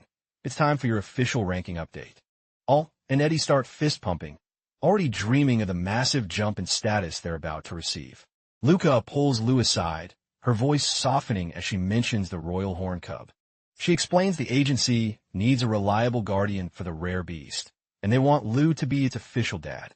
Lu hesitates, doubting his own skills, but she tells him the agency's cages are way too small for a beast with his potential. As an active adventurer, Lu can take the little guy into the wild where he belongs, which is a much better life for him. Lu looks at the cub and finally nods, earning a beaming smile and a thank you from the young appraiser. She tells him a legendary beast needs a legendary name. Lu goes quiet for a moment, thinking back to the stories from his village. He settles on Ralph. Luca tilts her head, wondering if it's a family name or something special.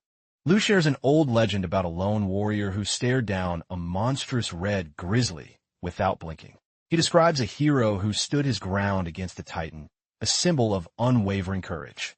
He explains that since the cub showed that same brave spirit, the name Ralph fits him perfectly. Lu reaches out to the cub, thanking Ralph for the save against Dalkin and asking for his partnership from here on out. The cub stares back with intelligent, silent eyes, acknowledging the bond. While Ralph stays under the agency's official protection, Lu finds out he has an open pass to visit his new partner anytime. Walking into the med bay, he finds All and Eddie already arguing over who's going to rank higher. Lu leans back, his own mind racing as he tries to imagine where he'll land on the world stage. A spark of adrenaline hits him. Is this the thrill people talk about when they chase the title of ranker? He tells his rowdy friends to pipe down before they get kicked out of the hospital. Suddenly, Dr. Clara Sabe storms in, declaring she can fix any broken bone in 10 days, but only if they shut up and follow her rules. She points a finger at Lu, barking at him to get into bed, muttering that every ranked adventurer is a brainless meathead. Once they're tucked in, All grins at Lu, swearing he won't let the gap between them stay this wide for long. The doctor yells for silence and floods the room with a surge of high-level healing prana.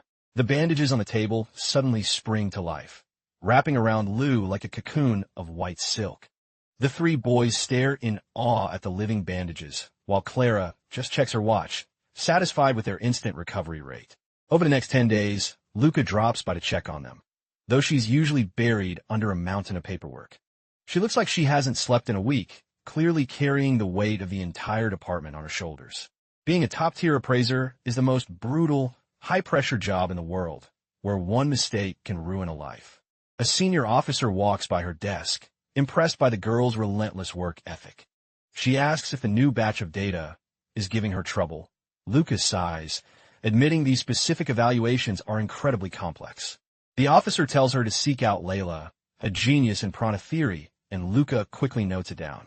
In her spare time, she digs through the archives, but hits a dead end. There's absolutely zero record of a Thule tribe. She bites her lip, wondering what kind of forgotten god-tier technique Lou is actually using. 10 days later, the boys are summoned to the high-tech evaluation room.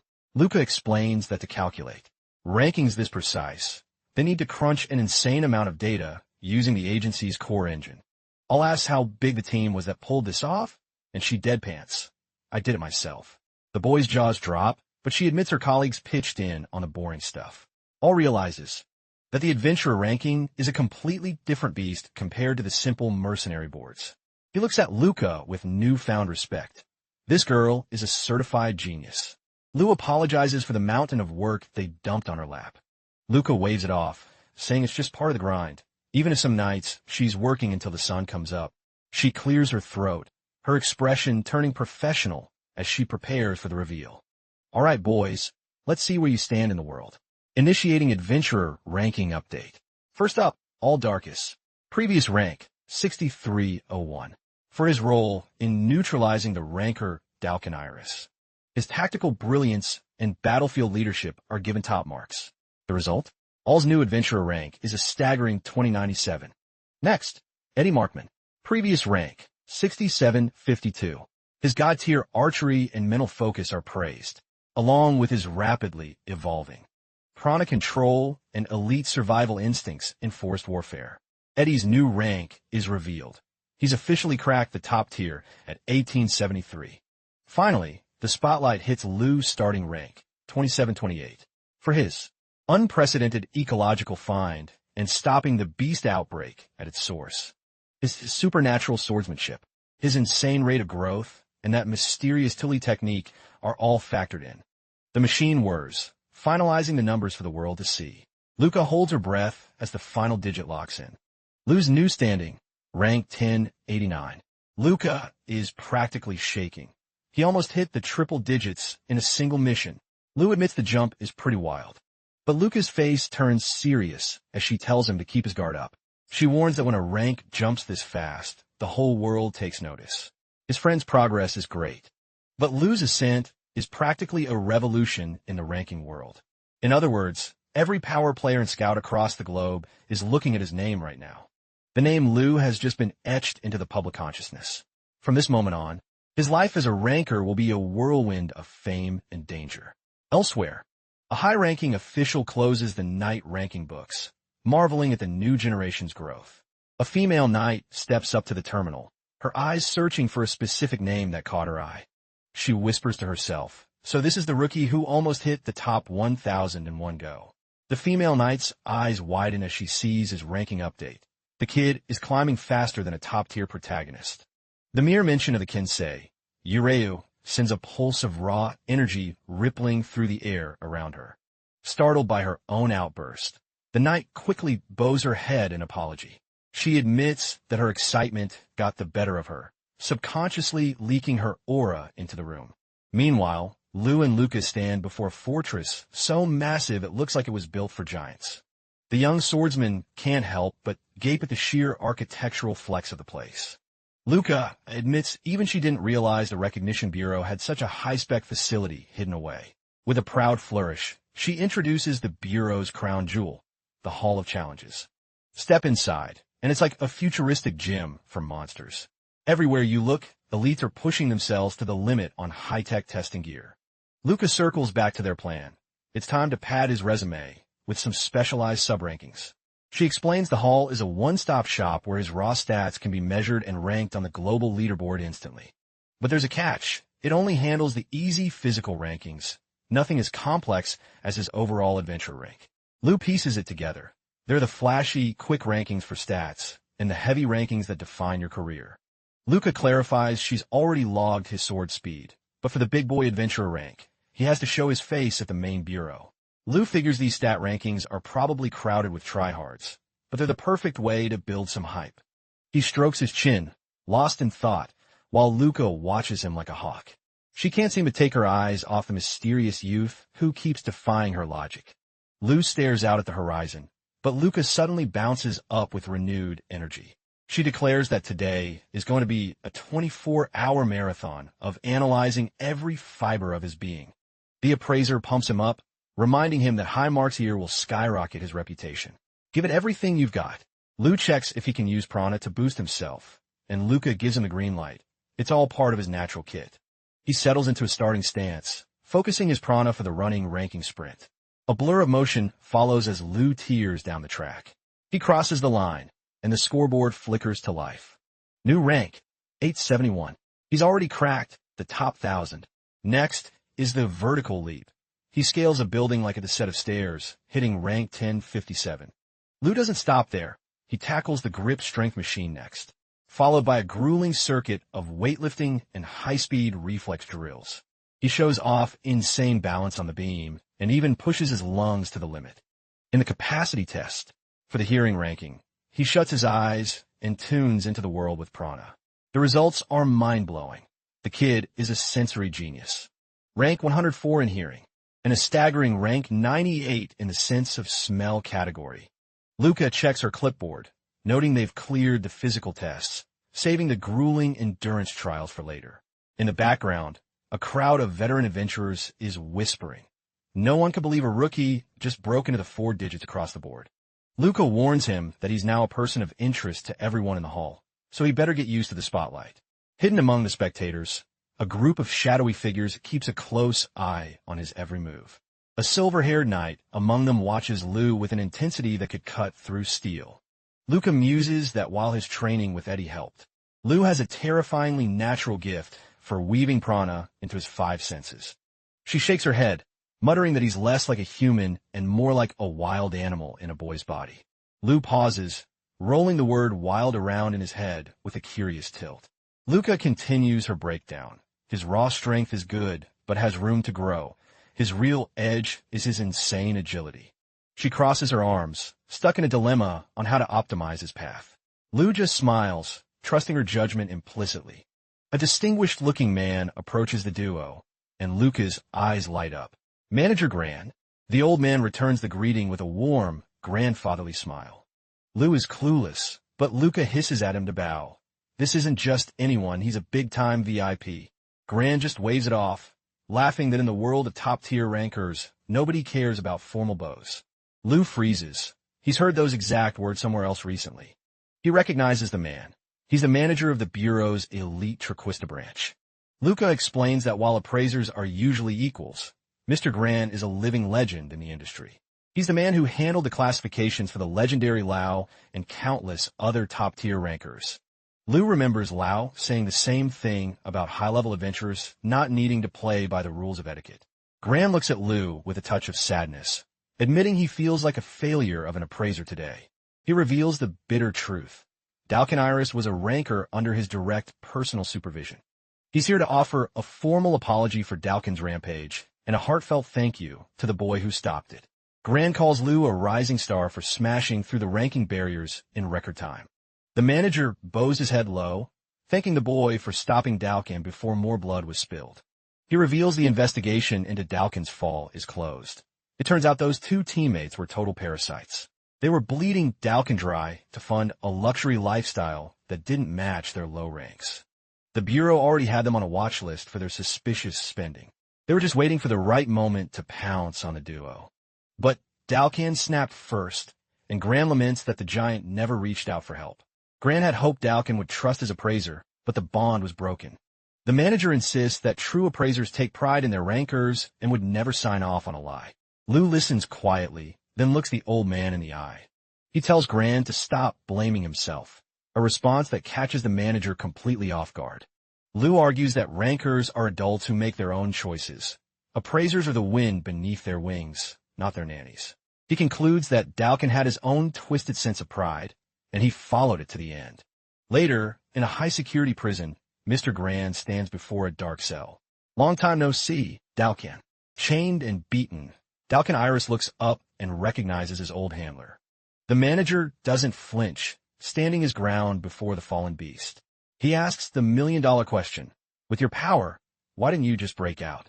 Grant points out that these chains were never meant to hold someone of Dalkin's caliber. The prisoner just growls at him to shut up and leave him to his silence. In his heart, Grant realizes that rankers who respect the hierarchy will only submit to someone they acknowledge as truly superior. It took a rookie boy to remind a veteran manager what the pride of a ranker actually looks like. The name Lou is now burned into Grant's memory. Back at the bureau entrance, the manager thanks the duo one last time. As he leaves, he asks what's next on the agenda, and Luca chirps that they've got a few more boards to conquer. He asks which ones they're targeting, and Luca mentions they're moving on to the sword mastery categories. The manager raises an eyebrow, curious to see how Lou would rank in a prana quantity test. But then Grand's face darkens, warning them that measuring Lou's prana might be impossible here. He explains that while their tech is great for physical stats, their understanding of prana is prehistoric. The local gear will likely explode before it can read him. As Grand walks away into the sunset, he tosses a final warning to Luca. "If you want to stay Lou's exclusive appraiser, you better level up your game." Lou is confused by the warning, but Luca is too stunned to give him an answer. Lou asks if there really are machines that can measure soul energy, and Luca confirms she wanted to find one. But following Grand's advice, they pivot to the sword arts boards first: speed, precision, and form. Luca suddenly gets dead serious, holding up a finger for a level 5 warning. She whispers a strict command: "Whatever you do, do not use the Kinsuryu." Lou is taken aback. She explains the Kinsuryu is a legendary, one-hit kill style meant only for the world's #1 knight. To every ranked swordsman on the planet, that technique is the ultimate holy grail. Luca warns that half the people in this building would kill just to get a glimpse of it. Lou finally realizes that the simple moves he learned at home are actually world-shattering secrets. Luca points out that his casual slashes are actually high-tier techniques most masters never achieve. In a world of 2 billion people, only about 800 can even come close to his level of skill. She reveals the legendary founder was Lawrence Paul Freiberg, the very first rank 1 knight. He was a genius who spent his life perfecting the ultimate blade, and the Kensei Yurei was his masterwork. A style that can manipulate space and slashes at will is priceless, which is exactly why they have to keep it hidden. Luca leans in, whispering for Lou to keep his trump cards under wraps unless he wants every high-ranking knight in the kingdom hunting him down. Lou nods solemnly, realizing he needs to fly under the radar for now. Luca tries to drag him toward the next test, but Lou hesitates, wondering if there's even any point in registering if he's forced to hold back his true power. He mutters that a mediocre rank might be worse than no rank at all, but Luca shuts him down. In this world, if it isn't on paper, it didn't happen. She gives him a reassuring wink, telling him his average is already plenty to worry about. They stop at the consecutive slashes station, where warriors hack at a regenerative, cut-resistant monolith to measure their attack speed. The board flashes 1862, and Lou casually observes that the guy's form was actually halfway decent. The jagged gashes in the stone vanish instantly as the rock magically knits itself back together. Lou steps up, calculating that a quick, smooth transformation should be enough to pass without blowing his cover. He lets loose a rhythmic storm of steel, his blade dancing against the stone in a blur of precision. The scoreboard pings at 749, a terrifyingly high score for someone supposedly using only basic prana. Next up is the slash precision trial, the ultimate test of control where the blade must thread the needle between 2 razor-thin plates. A challenger focuses all his energy, sliding his blade perfectly through the narrow gap. The monitor displays a solid rank 734. A bystander scoffs, claiming only those in the triple digits can call themselves real swordsmen. Lou just shrugs and steps up. With a flicker of his wrist, Lou executes a strike so clean it barely makes a sound. The 2 loudmouths nearly choke as the scoreboard screams, rank 87. Lou turns to Luca, noting that since his smooth transformation is peak, it's finally time to master the 3rd technique. Luca watches him, stunned that even without his secret art, Lu is already eclipsing the world's elite rankers. She hides a triumphant smirk. Her instincts were right. She's found a once-in-a-century monster. She asks Lu for his rank card, the one that got him through the Asaban forest. Lu hands it over, and Luca explains that this little card can store up to 10 of his top-tier sub-rankings. She promises to personally log his most impressive feats. Lu wonders which of his stats actually qualify as high, unaware that a silver-haired knight has been burning a hole in his back with her gaze. The woman strides over, her voice dripping with skepticism as she asks if his rank is actually legit. Without waiting for an answer, the knight marches up to the challenge monolith. With a casual, bone-shattering kick, she obliterates a massive chunk of the indestructible stone. The scoreboard doesn't even hesitate before displaying her terrifying status. Rank 29. The air in the room suddenly feels heavy as Lu realizes he's standing in the shadow of a true apex predator. The knight glances back, asking why he's looking at her like she's a freak of nature. She gives him a backhanded compliment, saying even a rookie can reach her level with enough blood and sweat.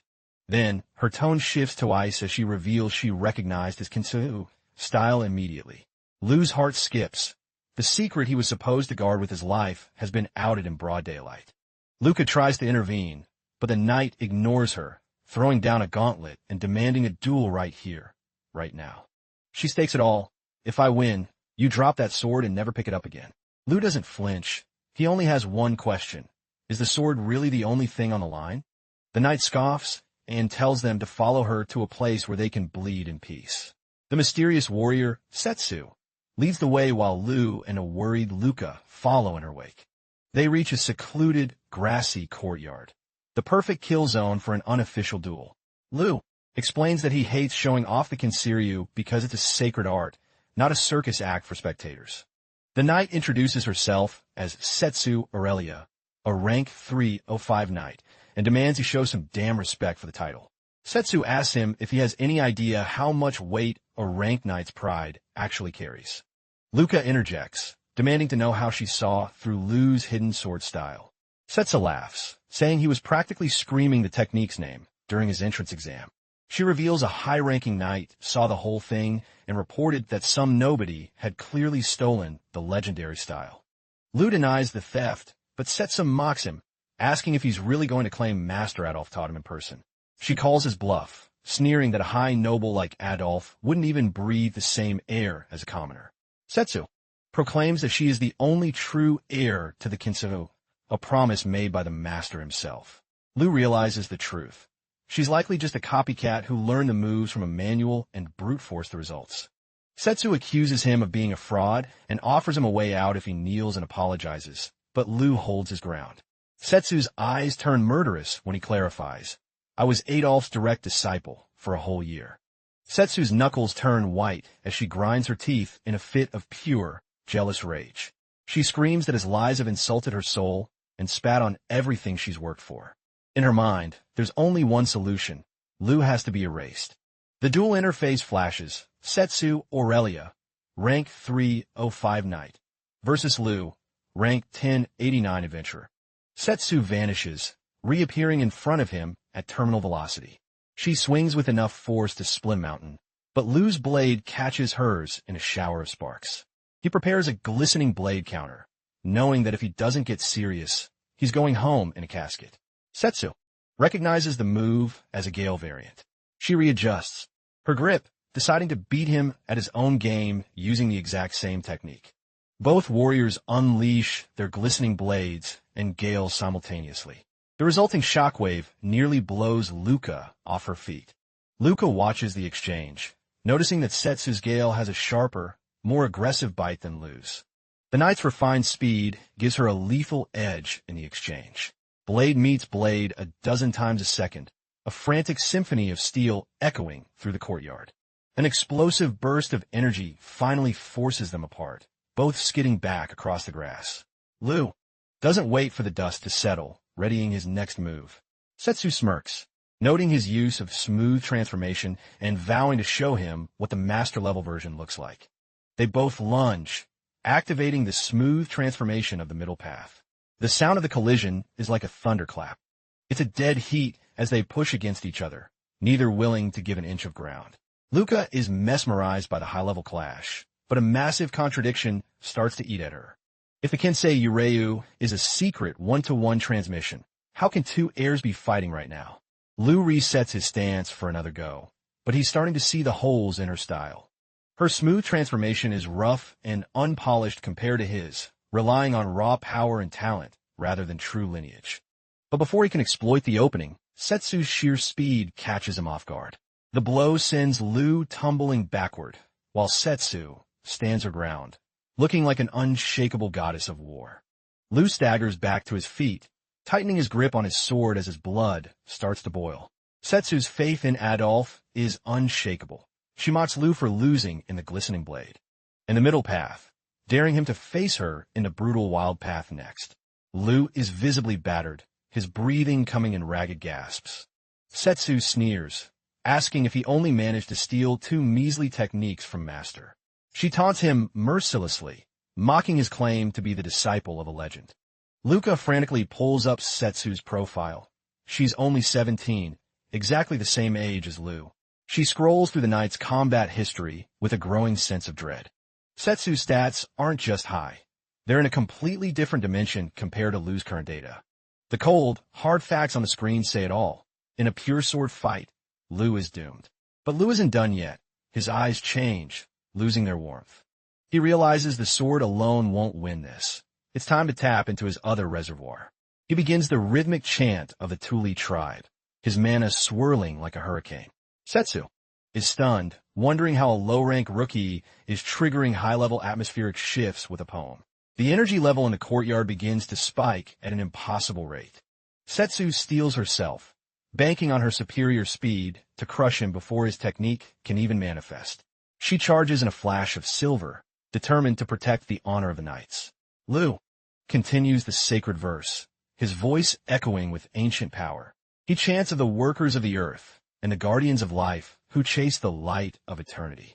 Setsu realizes this isn't just magic. It's a primordial art, a power reserved for the absolute chosen ones. Lu commands her to look upon the precious days that will never fade as he prepares to strike. Setsu lunges, vowing to shatter him and his poetry in one final, all-out gale strike. The collision erupts into a violent explosion of soil, shrouding the battlefield in a thick, suffocating veil of dust. Setsu's eyes narrow as she scans the wreckage, hunting for the boy's broken silhouette. Lu steps out from the haze, looking like a god, completely untouched thanks to the Tuli tribe's absolute defense. Setsu's jaw drops. She can't fathom how anyone could tank her strongest strike without a scratch. She wonders if it's some ultimate shield, noting his prana has solidified into an impenetrable suit of spectral armor. The knight's skin crawls as she senses a bizarre, ancient energy radiating from youth. Her survival instincts are screaming at her to back off, but Lu doesn't give her the chance, blurring forward with his blade held low. Setsu tries to evade, scoffing that his patterns haven't changed. She decides to end this farce before things get any weirder. She triggers the wild path and lunges forward like a starving predator. But this time, Lu isn't backing down. He's braced for the ultimate head-on collision. Setsu is confused. Why isn't he parrying? She's certain he'll be crushed, but Lu leaps over her at the split second of impact. Setsu's eyes bulge in shock as she realizes she's been outplayed. His sword is already there, pinning her blade just inches from his own throat in a perfect stalemate. With the cold precision of a true master, he declares his victory. Luca breaks the silence, throwing her arm up and shouting, "That's enough. Match over." Setsu collapses to her knees, her spirit shattered by the defeat, but Lu finally hits his limit too, his legs giving out as Luca rushes to catch him. Luca frantically checks his vitals, but Lu just gasps out that his body has turned into lead. She realizes that godlike technique is a double-edged sword. It only lasted 5 seconds but drained Lu to 0. Setsu stares into the dirt, her mind a whirlwind of confusion as she whispers Master Adolf's name like a prayer. Suddenly, the unbeatable knight bursts into tears, wailing about why the master would teach his secret arts to a brat like Lu. Luca softens her tone, approaching the sobbing girl and asking if they can talk as equals. She admits she gets the hype surrounding the Kensei Yureu, but tells Setsu her duel or die attitude was way too reckless. Setsu looks up with puffy eyes, asking what Lu could possibly have that she doesn't. She staggers up, insisting she's the only one Adolf ever deemed worthy of his time. She flashes back to the dark days when her progress as a knight had hit a brick wall. It was then that Master Adolf took her under his wing in secret, guiding her through the path of the blade. He had given her a single, cryptic piece of advice: relax your grip, or the sword will never breathe. As he walked away that day, Setsu felt a rush of absolute conviction. She convinced herself that he was grooming her to be the sole heir of the Kensei Yurei. Back in reality, the heir is back on her knees in the grass. Luca is skeptical of the story, knowing Adolf's reputation for being a cold, distant genius who never takes students. Setsu admits she thought she was the miracle exception, the one talent he couldn't ignore. She had spent every waking hour training, fueled by the delusion that Adolf was waiting for her to catch up. The knight continues her dramatic lament, clutching something tightly against her chest. She clicks open a small, ornate locket she's been hiding. Revealed inside is a tiny, meticulously kept portrait of Master Adolf himself. Setsu loses it again, screaming the master's name into the sky like a tragic heroine. Luca facepalms, finally realizing that Setsu isn't a rival. She's just a total, obsessive fangirl. Lu staggers to his feet, stubbornly insisting that he wasn't lying about his lineage. Luca tries to settle him down. She asks if he's even fit to stand, but Lu pushes through the heaviness, reaffirming he was Adolf's actual disciple, and learned the legendary kintsugi from the man's own hands. Setsu, still slumped on the ground, clenches her fists and admits she finally sees the truth. Lu notes that there was no way she could mimic the style so well if she didn't have his scent. Her Kensei Yurei was legit. The knight hangs her head, confessing she only learned by stalking his training sessions from afar. Lu mutters to himself that he knew something about her form fell off, but he realizes that if she reached rank 305 just by watching, her raw talent is actually terrifying. Setsu stands up, honoring their bet. She offers to throw away her knightly status if that's what he wants. Luca jumps in, telling them both to calm down. There's no need for such dramatic career-ending moves. Lu agrees, but reminds her that as the loser, she owes him according to the rules of the wager. Setsu braces herself, spreading her arms and telling him to do his worst. Lu looks her up and down, asking with a straight face if he can really ask for anything. Setsu suddenly gets flustered, her mind racing to the gutter. The three of them sit in an awkward, heavy silence in the middle of the field. Setsu stands up, declaring she's ready for her punishment, but Lu tells her to hold her horses. The knight warns him that if he asks for anything weird or pervy, she'll execute him on the spot. Lu blinks in confusion, asking why on earth he'd want to do something that creepy. Setsu looks like she's just been slapped. His total lack of interest is a different kind of insult. He finally reveals his real demands. First, Setsu has to help him grind his adventurer rank. Second, she has to teach him how to fight with the Kintsugi as a partner. Setsu points out he's the one with the real training, but Lu admits his fundamentals are still a mess. She notes that, even if she's just an imitator, the level of her reproduction is high enough to be useful. The knight agrees, vowing that since it's Adolf style, she won't let Lu embarrass their master with sloppy moves. Lu smirks, noting that even imitators have their pride, and asks Luca to pull up the knight mission board. He wants to jump on some high-rank jobs, and Luca explains he can, as long as he's assisting a pro like Setsu. Luca explains that cross-classing is the ultimate shortcut for ranking up, as it earns him versatility points. She illustrates how this knight mission will fast-track his growth, concluding that this kind of high-stakes experience is the secret sauce to leaving his rivals in the dust. Lu is sold on the idea, and Setsu encourages him, seeing it as the perfect training arc. Luca reminds them that knight ranks are all about trust. It takes power plus the kind of unshakable dignity Adolf has. Lu looks skeptical, saying the Adolf Setsu worships sounds nothing like the guy he knows. He complains that Adolf is a lazy, half-baked jerk with a terrible attitude, making Setsu wonder if Lu is trying to get killed. Luca defends the legend, insisting Adolf is a paragon of virtue and the most respected man in the order. She points out he's literally rank 5 in the trustworthy superior rankings. You don't get that just by being good with a sword. She quotes a famous interview where Adolf said a knight's only duty is the people's safety. Setsu nerds out, noting that article is exactly 4 years and 2 months old, much to Luca's shock. Lu just stares blankly, wondering who they're even talking about. He realizes he has no clue what the old man has been doing since they left their village behind. Cut to a distant village currently being torn apart by a horde of nightmare-inducing monsters. A terrified little girl wails for her parents in the middle of the burning ruins. One of the beasts spots her and lunges, its jaws dripping with hunger. The child squeezes her eyes shut as the monster's claws reach for her throat. Swing! A knight appears like a flash of lightning, bisecting the beast in a single, fluid motion.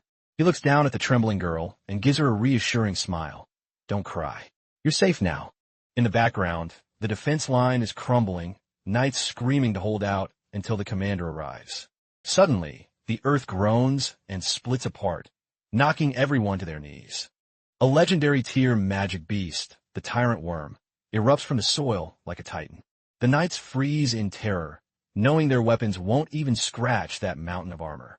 An old villager collapses in despair, certain that today is the day everyone dies. The worm unhinges its massive maw, preparing to swallow the entire village whole. A panicked knight screams for a retreat, but a calm voice cuts through the chaos. That won't be necessary. In an instant, the commander steps forward, his aura flaring like a supernova as he readies his blade. It's Adolf. He unleashes a single, god-tier vertical slash that splits the air itself. The indestructible tyrant worm is instantly cleaved in two, falling like a mountain of dead meat. A survivor stumbles forward, trembling as he asks if he's looking at the legendary first-rank knight.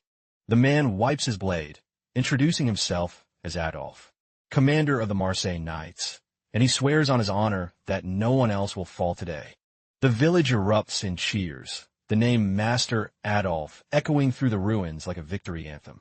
To Master Adolf, the invincible commander, the voices thunder. The legendary commander just offers a casual smile, soaking in the deafening cheers of the frantic crowd. The scene shifts to the opulent interior of the Knights' headquarters. The heroic commander is now face down on a sofa, whining like a child about how exhausting his own fame is. His assistant enters with a tray, dryly thanking him for the adorable performance he put on for the public. She points to a literal tower of documents, reminding him that this paperwork mountain only grows because he's constantly ditching his duties. Adolf sits up with a sigh, recalling the deal he made. He'd play the part of the perfect, shining leader, at least for the cameras. But he made it crystal clear back then that he'd be pulling a disappearing act whenever he felt like it. The assistant shrugs, promising not to pry into his secret getaways, but her eyes fixate on the fresh, jagged scar on his chest. Adolf catches her staring. She admits the rumors about the commander's injury are already spreading through the barracks like wildfire. She notes that anyone capable of leaving a mark on him must be a total monster, and Adolf doesn't disagree. He flops back down, a small smile playing on his lips as he muses that that kid is going to be a real problem for the world soon. Adolf gazes at the ceiling, thinking to himself that Lu is moving along quite nicely.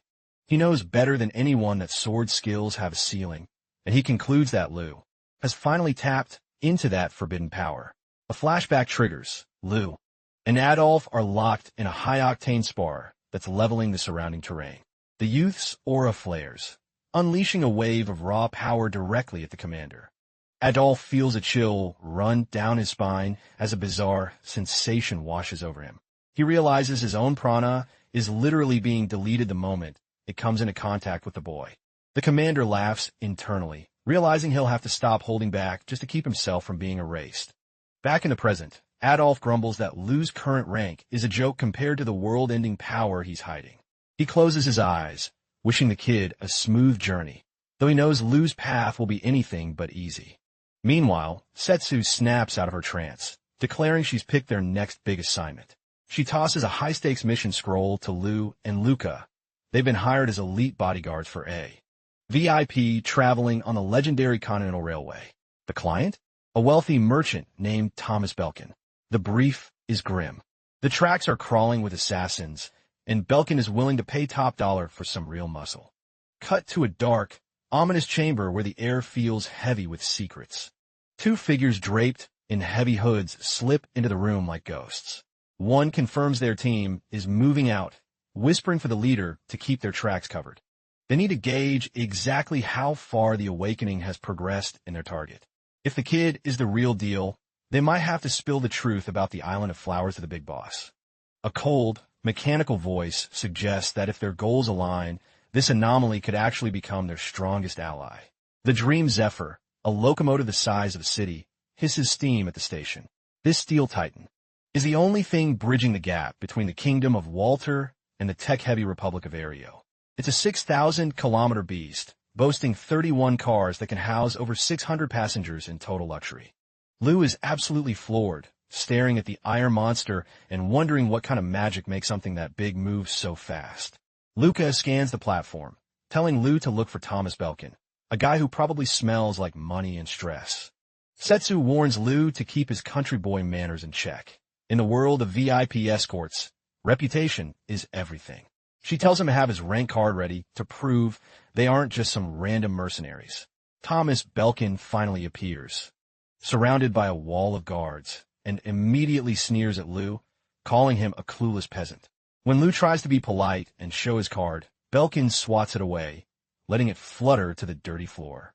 He screams at his guards, demanding to know why they hired a bratty amateur to protect his life. Setsu steps in, her voice like cold steel, asking if he even read the contract. Belkin just scoffs, unimpressed by Lou's face. Then, the girl drops the bomb. I am Setsu Aurelia, candidate for the title of Sword Saint. The name hits Belkin like a physical blow, leaving him stumbling over his own words. The merchant's smug face does a complete 180 as he realizes he's in the presence of a future legend.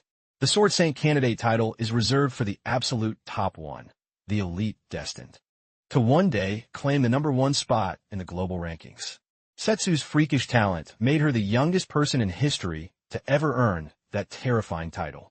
She then gestures to Lou, claiming he's even more of a monster than she is, which finally gets Belkin to shut up.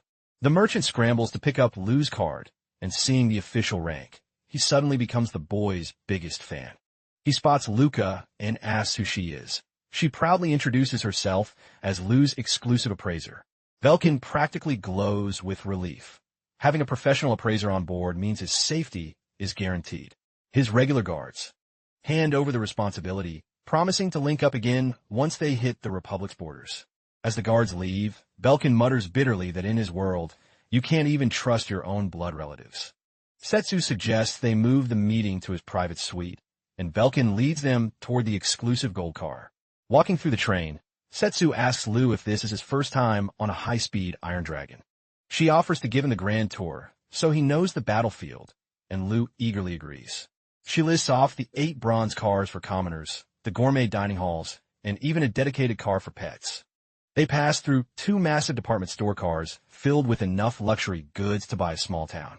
Then come the library cars and the 6 silver cars, reserved for the upper middle class who want to feel important. The tour continues past a sprawling public bathhouse, a fully staffed hospital, an indoor farm, and even a massive swimming pool. Setsu finally points out the 5-star restaurant that serves as the gateway to the gold car. The vortex of wealth where only the elite are allowed to breathe. Belkin welcomes them to his suite and points to the room next door, which he's reserved for his new protectors. Setsu gets straight to business, demanding the lowdown on who's trying to put a hole in his head. The merchant hesitates, his eyes darting around the room before he finally sighs. He claims it's just a friendly rivalry with the Law Guild. Setsu's eyes narrow. She's already done her homework. Belkin is shocked she knows so much, but she just reminds him that a good knight is always 3 steps ahead. He gives a vague confirmation, insisting they just need to watch out for the professional hitters the guild hired. Setsu can smell the lie, asking exactly how long he's been on the hit list. Belkin brushes it off, claiming it's a recent misunderstanding intended to sabotage a massive trade deal in the Republic. Lou figures it's probably safer not to know what kind of shady business Belkin is actually running. Setsu orders Lou to stand guard in the hall while she sweeps the room for bugs and hidden traps. But as he turns to leave, she calls out his name. She praises his meteoric rise through the ranks, but drops a heavy truth. His rank is moving faster than his experience can keep up with. She warns him not to get cocky. Fighting a professional assassin is nothing like sparring in a courtyard. Lu takes the advice to heart, his expression hardening as he and Lucas step out into the hallway. Lu admits he feels like a toddler in a world of giants, but Luca tells him that's just part of being a country boy in the big city. The boy looks at the automatic door in wonder, and Luca laughs, explaining it's a mix of electricity and high-level pranatech. She reveals that the Republic of Aereo is the world leader in prana science. The Dream Zephyr is their pride and joy. She reminds him of the tech back at the Bureau, noting that the Republic is the one who supplies most of their advanced gear. Lu stares out the window at the passing landscape, realizing just how massive the world truly is. His mind drifts back to his home and a girl named Yuna. He sighs, wishing she could have been here to see this incredible sight with him. For a moment, the only sound is the rhythmic thrum of the train against the tracks. Then, Luca turns to him, her face lit up with a mischievous spark. She suggests that once they hit the Republic, they might actually find a lead on the Island of the Gods. Lu's heart races at the possibility. As a stranger walks past them in the hall, Luca lowers her voice. She explains that Lu's rank update process is a total ghost. No records, no paper trail, nothing. The Bureau's database is a blank page when it comes to him, and it reminds her of another mystery. The Island of the Gods itself is a myth that even the highest level appraisers can't track down. Two impossible mysteries, and Lu is standing right at the center of both of them. Luca suspects that whatever weird procedure Lu went through is his ticket to finding that legendary land. She mentions that while the local gear couldn't handle his energy, the Republic's tech will finally reveal his true prana value. Lu whispers the name Republic of Aereo, the word tasting like destiny on his tongue. Luca gets hyped, telling him she's dying to see the look on his face when his true power is finally measured. Suddenly, Lu's pupils dart frantically, his sharp senses meticulously mapping out every inch of the shifting corridor. Setsu notices the tension in his shoulders and asks if he's picked up a scent. The boy confirms with a subtle, lethal nod. The knight tells him to play it cool, whispering that she won't bother warning him once the blades start flying. The group maintains their casual pace, walking deeper into the heart of the narrow train hallway. Lu tilts his head, puzzled by her cryptic remark about the timing of the impending strike. A crisp voice crackles over the PA system, announcing the train's final call for departure. "Welcome to the Dream Zephyr," the voice echoes, just as the massive engine lets out a violent lurch into motion. The sudden jolt sends Lu staggering, his feet slipping on the polished floor, and in that split second, a jagged dagger hisses through the air, grazing the exact space where his throat had been a heartbeat ago. A shadow detaches itself from the wall, a masked killer spinning around with a wicked blade ready for a follow-up. Luca realizes that Lu only ate dirt because he wasn't braced for the train's departure tremor. If he hadn't slipped, he'd be a corpse right now. The assassin glides forward, sneering that the brat got lucky, but promising the next strike will be his last. The killer mocks Lu's awkward position on the floor, promising a painless end, but the boy is already gripping his hilt with predatory focus. Suddenly, he flings a heavy object straight at the assassin's face. The man swats it aside with a flick of his dagger, laughing that a desperate toss won't save him. But then, darkness swallows the killer's vision. It was his own scabbard. In that moment of blindness, Lu lunges forward like a coiled spring. He buries a devastating punch into the man's solar plexus, snatching his flying sword out of the air in one fluid motion. Before the assassin can even gasp, Lu is back on his feet, locked into a perfect high-guard combat stance. The air crackles as they reset, both fighters testing their balance against the swaying rhythm of the train. The assassin snarls and charges, his movements a blur of desperate violence. Lu meets the assault head-on, his steel ringing as he deflects a lethal strike. The attacker uses the momentum to vault off Lu's shoulders, flipping through the air, to rain down a fresh barrage of stabs from behind. Lu dances through the rain of daggers with the grace of a ghost, spinning to drive the heavy hilt of his blade directly into the man's chest. He realizes the hitman is still obsessively trying to puncture his vital organs. With the assassin finally slumped unconscious on the floor, Lu exhales and turns to Luca. The girl rushes over, checking him for holes, but Lu shakes her off. The hunt isn't over. He bolts down the hallway, shouting that he can feel two more killing intents lurking nearby. He reaches the VIP suite and bellows Setsu's name, fearing the worst. He bursts in only to find Setsu standing over 3 broken bodies, casually remarking that Lu sure took his sweet time. The boy stands in the doorway, rendered speechless by the sheer speed of her cleanup. He steps inside with Luca, noting that the enemy didn't even wait for the train to leave the station before pouncing. Setsu frowns, suggesting they hunker down since the competition is playing much dirtier than anticipated. But Thomas Belk embarks that his business deal won't wait for a few third-rate thugs. The knight sighs and agrees, deciding they'll clean up the trash quietly so the other passengers don't panic. She drags one of the failed hitmen toward the window, while Lu asks if they actually broke in from the outside. With a bored expression, Setsu yeets the assassin out the window of the speeding locomotive. The bodies tumble into the darkness, bouncing off the tracks like discarded toys. She explains it's the most efficient move. Dead weight doesn't talk, and it's better to leave the trash miles behind. Lu asks if they'll survive the fall, and she shrugs, saying if they're too weak to survive a little tumble, they chose the wrong career. Setsu turns to Belkin, demanding he stay put for a strategy meeting while she scouts the remaining threats. She then turns to Luca, asking for the professional verdict on the trash they just took out. Luca checks her logs, estimating the killer was a rank 500 criminal, a guy whose dirty tricks could make him as dangerous as a rank 300 knight. She adds that in a fair fight, they're nothing special. Lu would have ended it in a second, if the train hadn't decided to play a joke on his balance. Setsu concludes that if this is all the enemy has, they can handle the rest without breaking a sweat. The knight looks Lu in the eye, asking how his first real brush with a pro felt. Lu admits that even a weak opponent was more of a handful than he expected. Setsu nods, explaining that every rising star eventually hits the digit wall. Luca jumps in to explain. It's the invisible abyss of skill that separates the 4-digit rookies from the 3-digit elites. It doesn't matter if it's just one rank. The difference in power is a literal canyon because everyone is fighting like demons to bridge that gap. She warns Lu that he's currently staring right at the edge of that abyss, where the real monsters play. Setsu adds that the missions from here on out will be nightmare tier, and he might just be out of his league. Lu looks at his hands, asking what it takes to actually cross that line. The knight smirks, asking if he's already forgotten the deal they made back in the courtyard. She reminds him, "You're the one who begged me to teach you the true sword saint style." The dream Zephyr screams through the night, a silver bullet cutting across the vast continent. High atop the moving cars, Lu and Setsu stand against the gale force winds.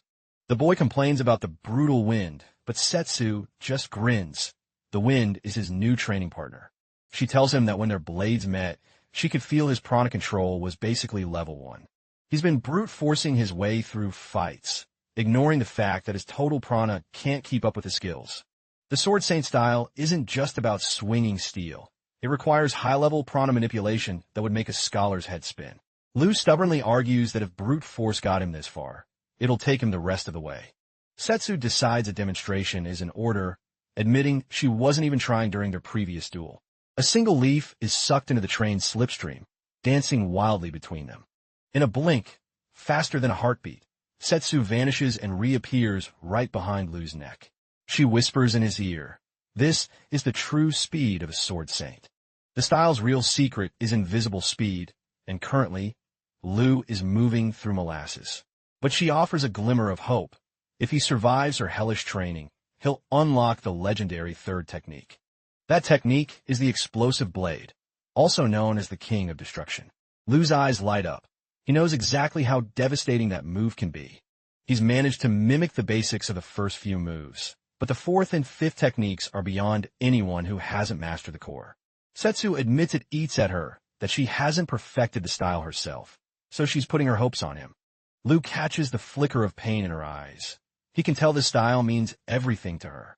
She shakes off the emotion and tells him to get ready. Training starts now. For lesson 1, she pulls out a simple length of rope. Lu flashes back to Adolf, who once told him the explosive blade was the ultimate crowd control move for wiping out armies. The old master had told him to just watch and learn. With a casual flick, Adolf had unleashed a strike that didn't just cut, it erased the landscape. Young Lu had stood there, his jaw on the floor as the dust settled. Seeing a mountain hollowed out by a single swing, he had thought, "That isn't a sword, that's a natural disaster." Back on the train, Setsu tells him to grab the rope he bought earlier. He asks if she's planning some weird bondage training, but she snaps at him to stop being a pervert and focus. She steps to the edge of the car, demonstrating a snap whip motion with the rope. The rope cuts through the air with a crack like a gunshot, straight as an arrow despite the gale. She tosses the rope to him, challenging him to match her precision against the 100 miles per hour wind. Lou tries to mimic the snap, but the rope just goes limp and tangles in the air. The end of the rope whips back and smacks him right in the eye. He grumbles about the wind pressure being impossible, but Setsu just nods. That's the whole point of the exercise. She explains that prana needs to flow like water. If you time the surge perfectly, you can bypass physics. This is the instantaneous output technique, the secret to generating explosive power in a microsecond. Lou wipes his stinging eye and resets his stance, gripping the rope with renewed grit. He floods his arm with prana and lashes out, managed to get the rope straight for a split second, but Setsu calls it a synchronization nightmare, telling him his timing is as messy as his hair. The boy takes a deep breath, admitting that controlling the flow is way harder than just swinging a sword. He closes his eyes, deciding to dump even more prana into the attempt, determined to crack the code. Setsu cuts him off sharp, warning that more power is exactly how you get yourself killed. She explains that relying on brute force is a rookie mistake that will ruin his form and lock him out of the true path of the sword. The high-tier skill he's chasing is a prana glutton. It burns through energy reserves like wildfire. Through this grueling exercise, he has to learn how to squeeze every drop of efficiency out of his aura. Lou just shrugs, casually mentioning that running out of mana isn't really a thing for him. He claims he could pump out dozens of times that amount and still feel like he just woke up from a nap. Setsu, half annoyed and half curious, dares him to prove it, and Lou is more than happy to oblige. The air suddenly turns heavy as Lou unhinges his mental restraints, releasing a tidal wave of raw energy. Setsu stands there, hair blowing back, completely shell-shocked by the boy's monstrous capacity. Deep inside the train, Thomas Belkin jumps in his seat, shouting, "What the hell was that tremor?" Luca nearly drops her device, realizing this surge of prana is even more insane than his last outburst. She shivers, wondering if Lou's growth rate is actually breaking the laws of physics. The massive pressure ripples through the department store car, sending a wave of dread over the unsuspecting elites. A man spins around, sweat pouring down his face as he looks for the god-tier monster that just walked onto the train. In a library, a high-level passenger stops breathing. The sheer volume of prana feels like a single-digit rancor just walked by. But the man quickly adjusts his glasses. The power is vast, yes, but it's messy, unpolished, and full of openings. He goes back to his book with a cold smirk, noting he's got 12 hours left before the real harvest begins. Outside on the roof, Lou is still radiating enough power to light up a city. Setsu admits to herself that prodigy doesn't even begin to describe this kid. She wonders if he's even human, but quickly realizes having a nuclear reactor on her side is the best way to keep assassins at bay. She realizes that in terms of raw mana tanking, Lou might already be standing at the peak of the world. Looking at him, she whispers Adolf's name. The old man really did pick a monster as a successor. Back in the safety of the cabin, Luca is waiting, her eyes glued to her data terminal. She welcomes them back from the storm and asks how the lesson went. Setsu grunts that Lou is almost done with Phase 1. Lou asks how much more of this hell he has to endure, and Setsu warns him that the next 3 lessons will make him wish he was back at the village. Setsu checks if Thomas is still in his room, and Luca confirms it, stunned that the knight could tell without looking. Setsu explains that sensing prana is like smelling a scent. Everyone has it, even if most people are too blind to use it. Lou is floored by the concept, but the knight tells him that for her style, sensing is just basic survival. She tells him she now knows exactly how much energy he wastes just by breathing, and she's going to fix that leak through pain. Luca waits for Thomas to leave before sliding a confidential file over to Lou. It's time for some real talk. She reveals she's finished a 360-degree analysis of their VIP target. Luca praises the foresight of the knights, and Setsu nods, saying that know your client is the first rule of the Marseille order. Lou starts scanning the file. Thomas Belkin, the second-generation powerhouse behind the Belkin trading empire. It started as a tiny pharmacy, but Thomas's father turned it into a gold mine before passing the torch. Thomas took that gold and built a department store monopoly that now dominates the entire kingdom. Lu thinks the guy sounds like a legend, and Luca adds that he's surprisingly decent for a billionaire. Setsu notes that while he's smart, his temper is a literal powder keg. His initial rudeness was just his stress speaking. She predicts he'll get cabin fever soon and try to wander off, so Luca decides to drop her intel on the bad guys. Luca reveals she's been digging through the Bureau's blacklists and hit the jackpot on their attackers. She reminds Lu of the Dalkin fight. In dead zones like the forest, they were cut off from the world.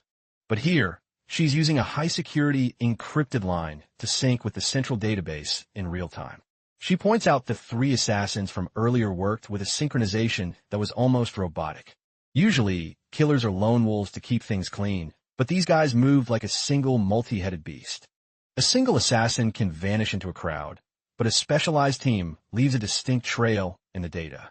Matching their gear and tactical patterns, she's narrowed it down to one terrifying possibility. They are operatives of Espada, the 49th most dangerous criminal syndicate in the underworld. Worse yet, Espada is just a puppet for Destora, the 6th-ranked organization known for employing elite-tier executioners. The mood in the room turns ice-cold as Lu and Setsu realize the weight of their situation. If a high-command officer from Espada is on this train, they aren't just bodyguards anymore, they're targets. In a library, the mysterious reader finally stands up, his shadow stretching long across the floor. He moves to a window seat and pulls a hidden cipher from beneath the mahogany table. The message is simple: Phase 1 ready. The man's eyes glow with annoyance. His underlings were cowed by Lu's pronaflex, so he decides it's time for a hands-on approach. He identifies himself, Joe Mandapel, rank 108. He's stepping into the field to finish the job personally. Later, in a luxury dining car, Thomas Belkin wipes his mouth, looking like a man who hasn't a care in the world. He belts out that a good steak is the only reason to travel, claiming every penny of the escort fee was worth it for this meal. Lu mutters that having to taste test every bite for poison made him lose his own appetite. Luca joins in the testing, explaining that as his appraiser, she needs to stay in sync with every sensation Lu experiences. Belkin stands up, deciding that a shopping spree in the department car is the perfect way to digest. They trail behind as Belkin wanders through aisles of priceless artifacts, his eyes sharp for a bargain. He critiques a rare porcelain vase, complaining that the quality has dipped since he last visited. Lu and Setsu exchange a look. The kid wishes the merchant would just stay in his safe room. Setsu whispers that keeping the client happy is the only way to ensure he doesn't do something even stupider. She decides to pull a perimeter sweep, leaving Lu to play babysitter for Mr. Thomas. Luca checks on Lu's status. He admits the training is brutal, but his stamina feels infinite now that he isn't leaking prana. Luca asks if he's ever felt that empty tank sensation that all mages dread. Lu thinks back and shakes his head. His well has never even come close to running dry. Luca's eyes widen. Normally, training should have left him gasping for air dozens of times by now. Lu wonders if he's just gifted, but Luca thinks there's something much deeper and scarier at play. She points out his poetic art uses a terrifying amount of energy to warp reality for a split second. She notes his art doesn't just erase what he hits. It seems to choose its targets, since the floor and his clothes stay intact. Lu realizes that for all that prana consumption, there has to be a rule governing the destruction. Luca drops a bombshell theory. What if his art isn't destruction, but erasure of threats? His power literally deletes anything it perceives as a danger to Lu's existence. It's a vague definition, but it's the only one that explains why he's still standing. But it has a fatal flaw. It's a one-shot deal that leaves him paralyzed, a high-stakes gamble that uses a mountain of mana for a single delete button. Setsu reappears, looking frustrated. She couldn't find a single trace of the Espada team. The enemies are pros. They won't show their faces until they're ready to kill. Lu tightens his grip on his hilt. Suddenly, the train's humming lights flicker and die, plunging the entire car into pitch-black chaos. Panic erupts instantly as wealthy passengers scream for the staff and demand the power be restored. Lu grits his teeth. This is it. They've blinded the room to strike in the confusion. Setsu warns him not to swing blindly. One wrong move, and they'll be cutting down innocent civilians.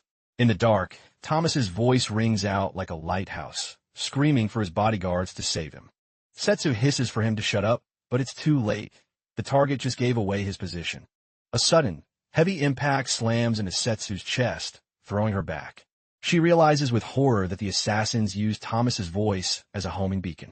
The room is too crowded with panicking prana for her to lock onto the killer's specific signature. Liu steps up, his voice calm despite the darkness, asking if she needs a light.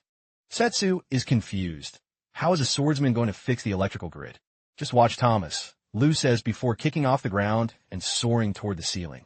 He plants his feet on the roof and floods his entire being with his monstrous prana. Flash! Liu turns himself into a living sun, his aura illuminating every corner of the car in a golden glow. The passengers stop screaming, staring up in awe at the angel glowing above them. Setsu shouts for him to hold that light as long as he can. It's the only way they can see the wolves in the room. Liu's sharp eyes instantly lock onto a figure moving with lethal grace through the crowd. It's Joe Mantipel. He leaps through the air, heading straight for the source of the light. The assassin snarls, realizing this rookie just ruined his perfect stealth operation. Joe doesn't go for the merchant. He unleashes a concentrated shockwave directly at the car's structural supports. The impact is massive. Liu is blasted backward, the force of the high-rank attack sending him crashing through the air. The youth recovers in a flash, sliding back into a low combat stance with lethal focus. Yomantipil looms through the wreckage of the shattered car, eyes cold and predatory. Gripping his heavy axe, the assassin smirks, asking if it's finally time to start the monster hunt. Meanwhile, Setsu grits her teeth, realizing the chaos has completely cut her off from Liu. A shadow lunges at her, and she spots a blade coated in pitch black paint to kill reflections. The knight realizes the real pro went for Liu, leaving the bottom feeders for her to sweep up. Setsu snarls, wondering if these thugs are seriously stupid enough to underestimate a sword saint candidate. She slips past a heavy kick, staring the man down, with eyes that promise nothing but a swift end. With a single, effortless motion, she shatters the aggressor's defense and sends him crashing through the air. Another attacker stands paralyzed, his mind unable to process how his comrade just vanished. He wonders if she used a bomb or some forbidden art to detonate his prana, recalling only a silver flash as she unsheathed her blade. In reality, the swordswoman had already carved through the air 3 times in a heartbeat. The last. Hitman watches her from the shadows, desperately trying to decode the invisible pressure points swirling around her. He notices there's 0 prana leakage. Dragging this out is a death sentence. He's walking straight into her web. Determined to end the dance before the lights flicker back on, he roars and charges in for a final, desperate kill. Setsu calmly explains that her lotus-heavy blade is a cumulative art of death.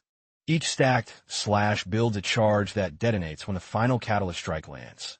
By delaying that finishing blow and layering strikes of identical, crushing power, while maintaining a perfect, unshakable equilibrium, she readies the ultimate release. It's a slash bomb, a localized storm of steel that hits the enemy all at once from every direction. Standing over her defeated foes, the knight declares that the peak of her style is the power to decide everything with one swing.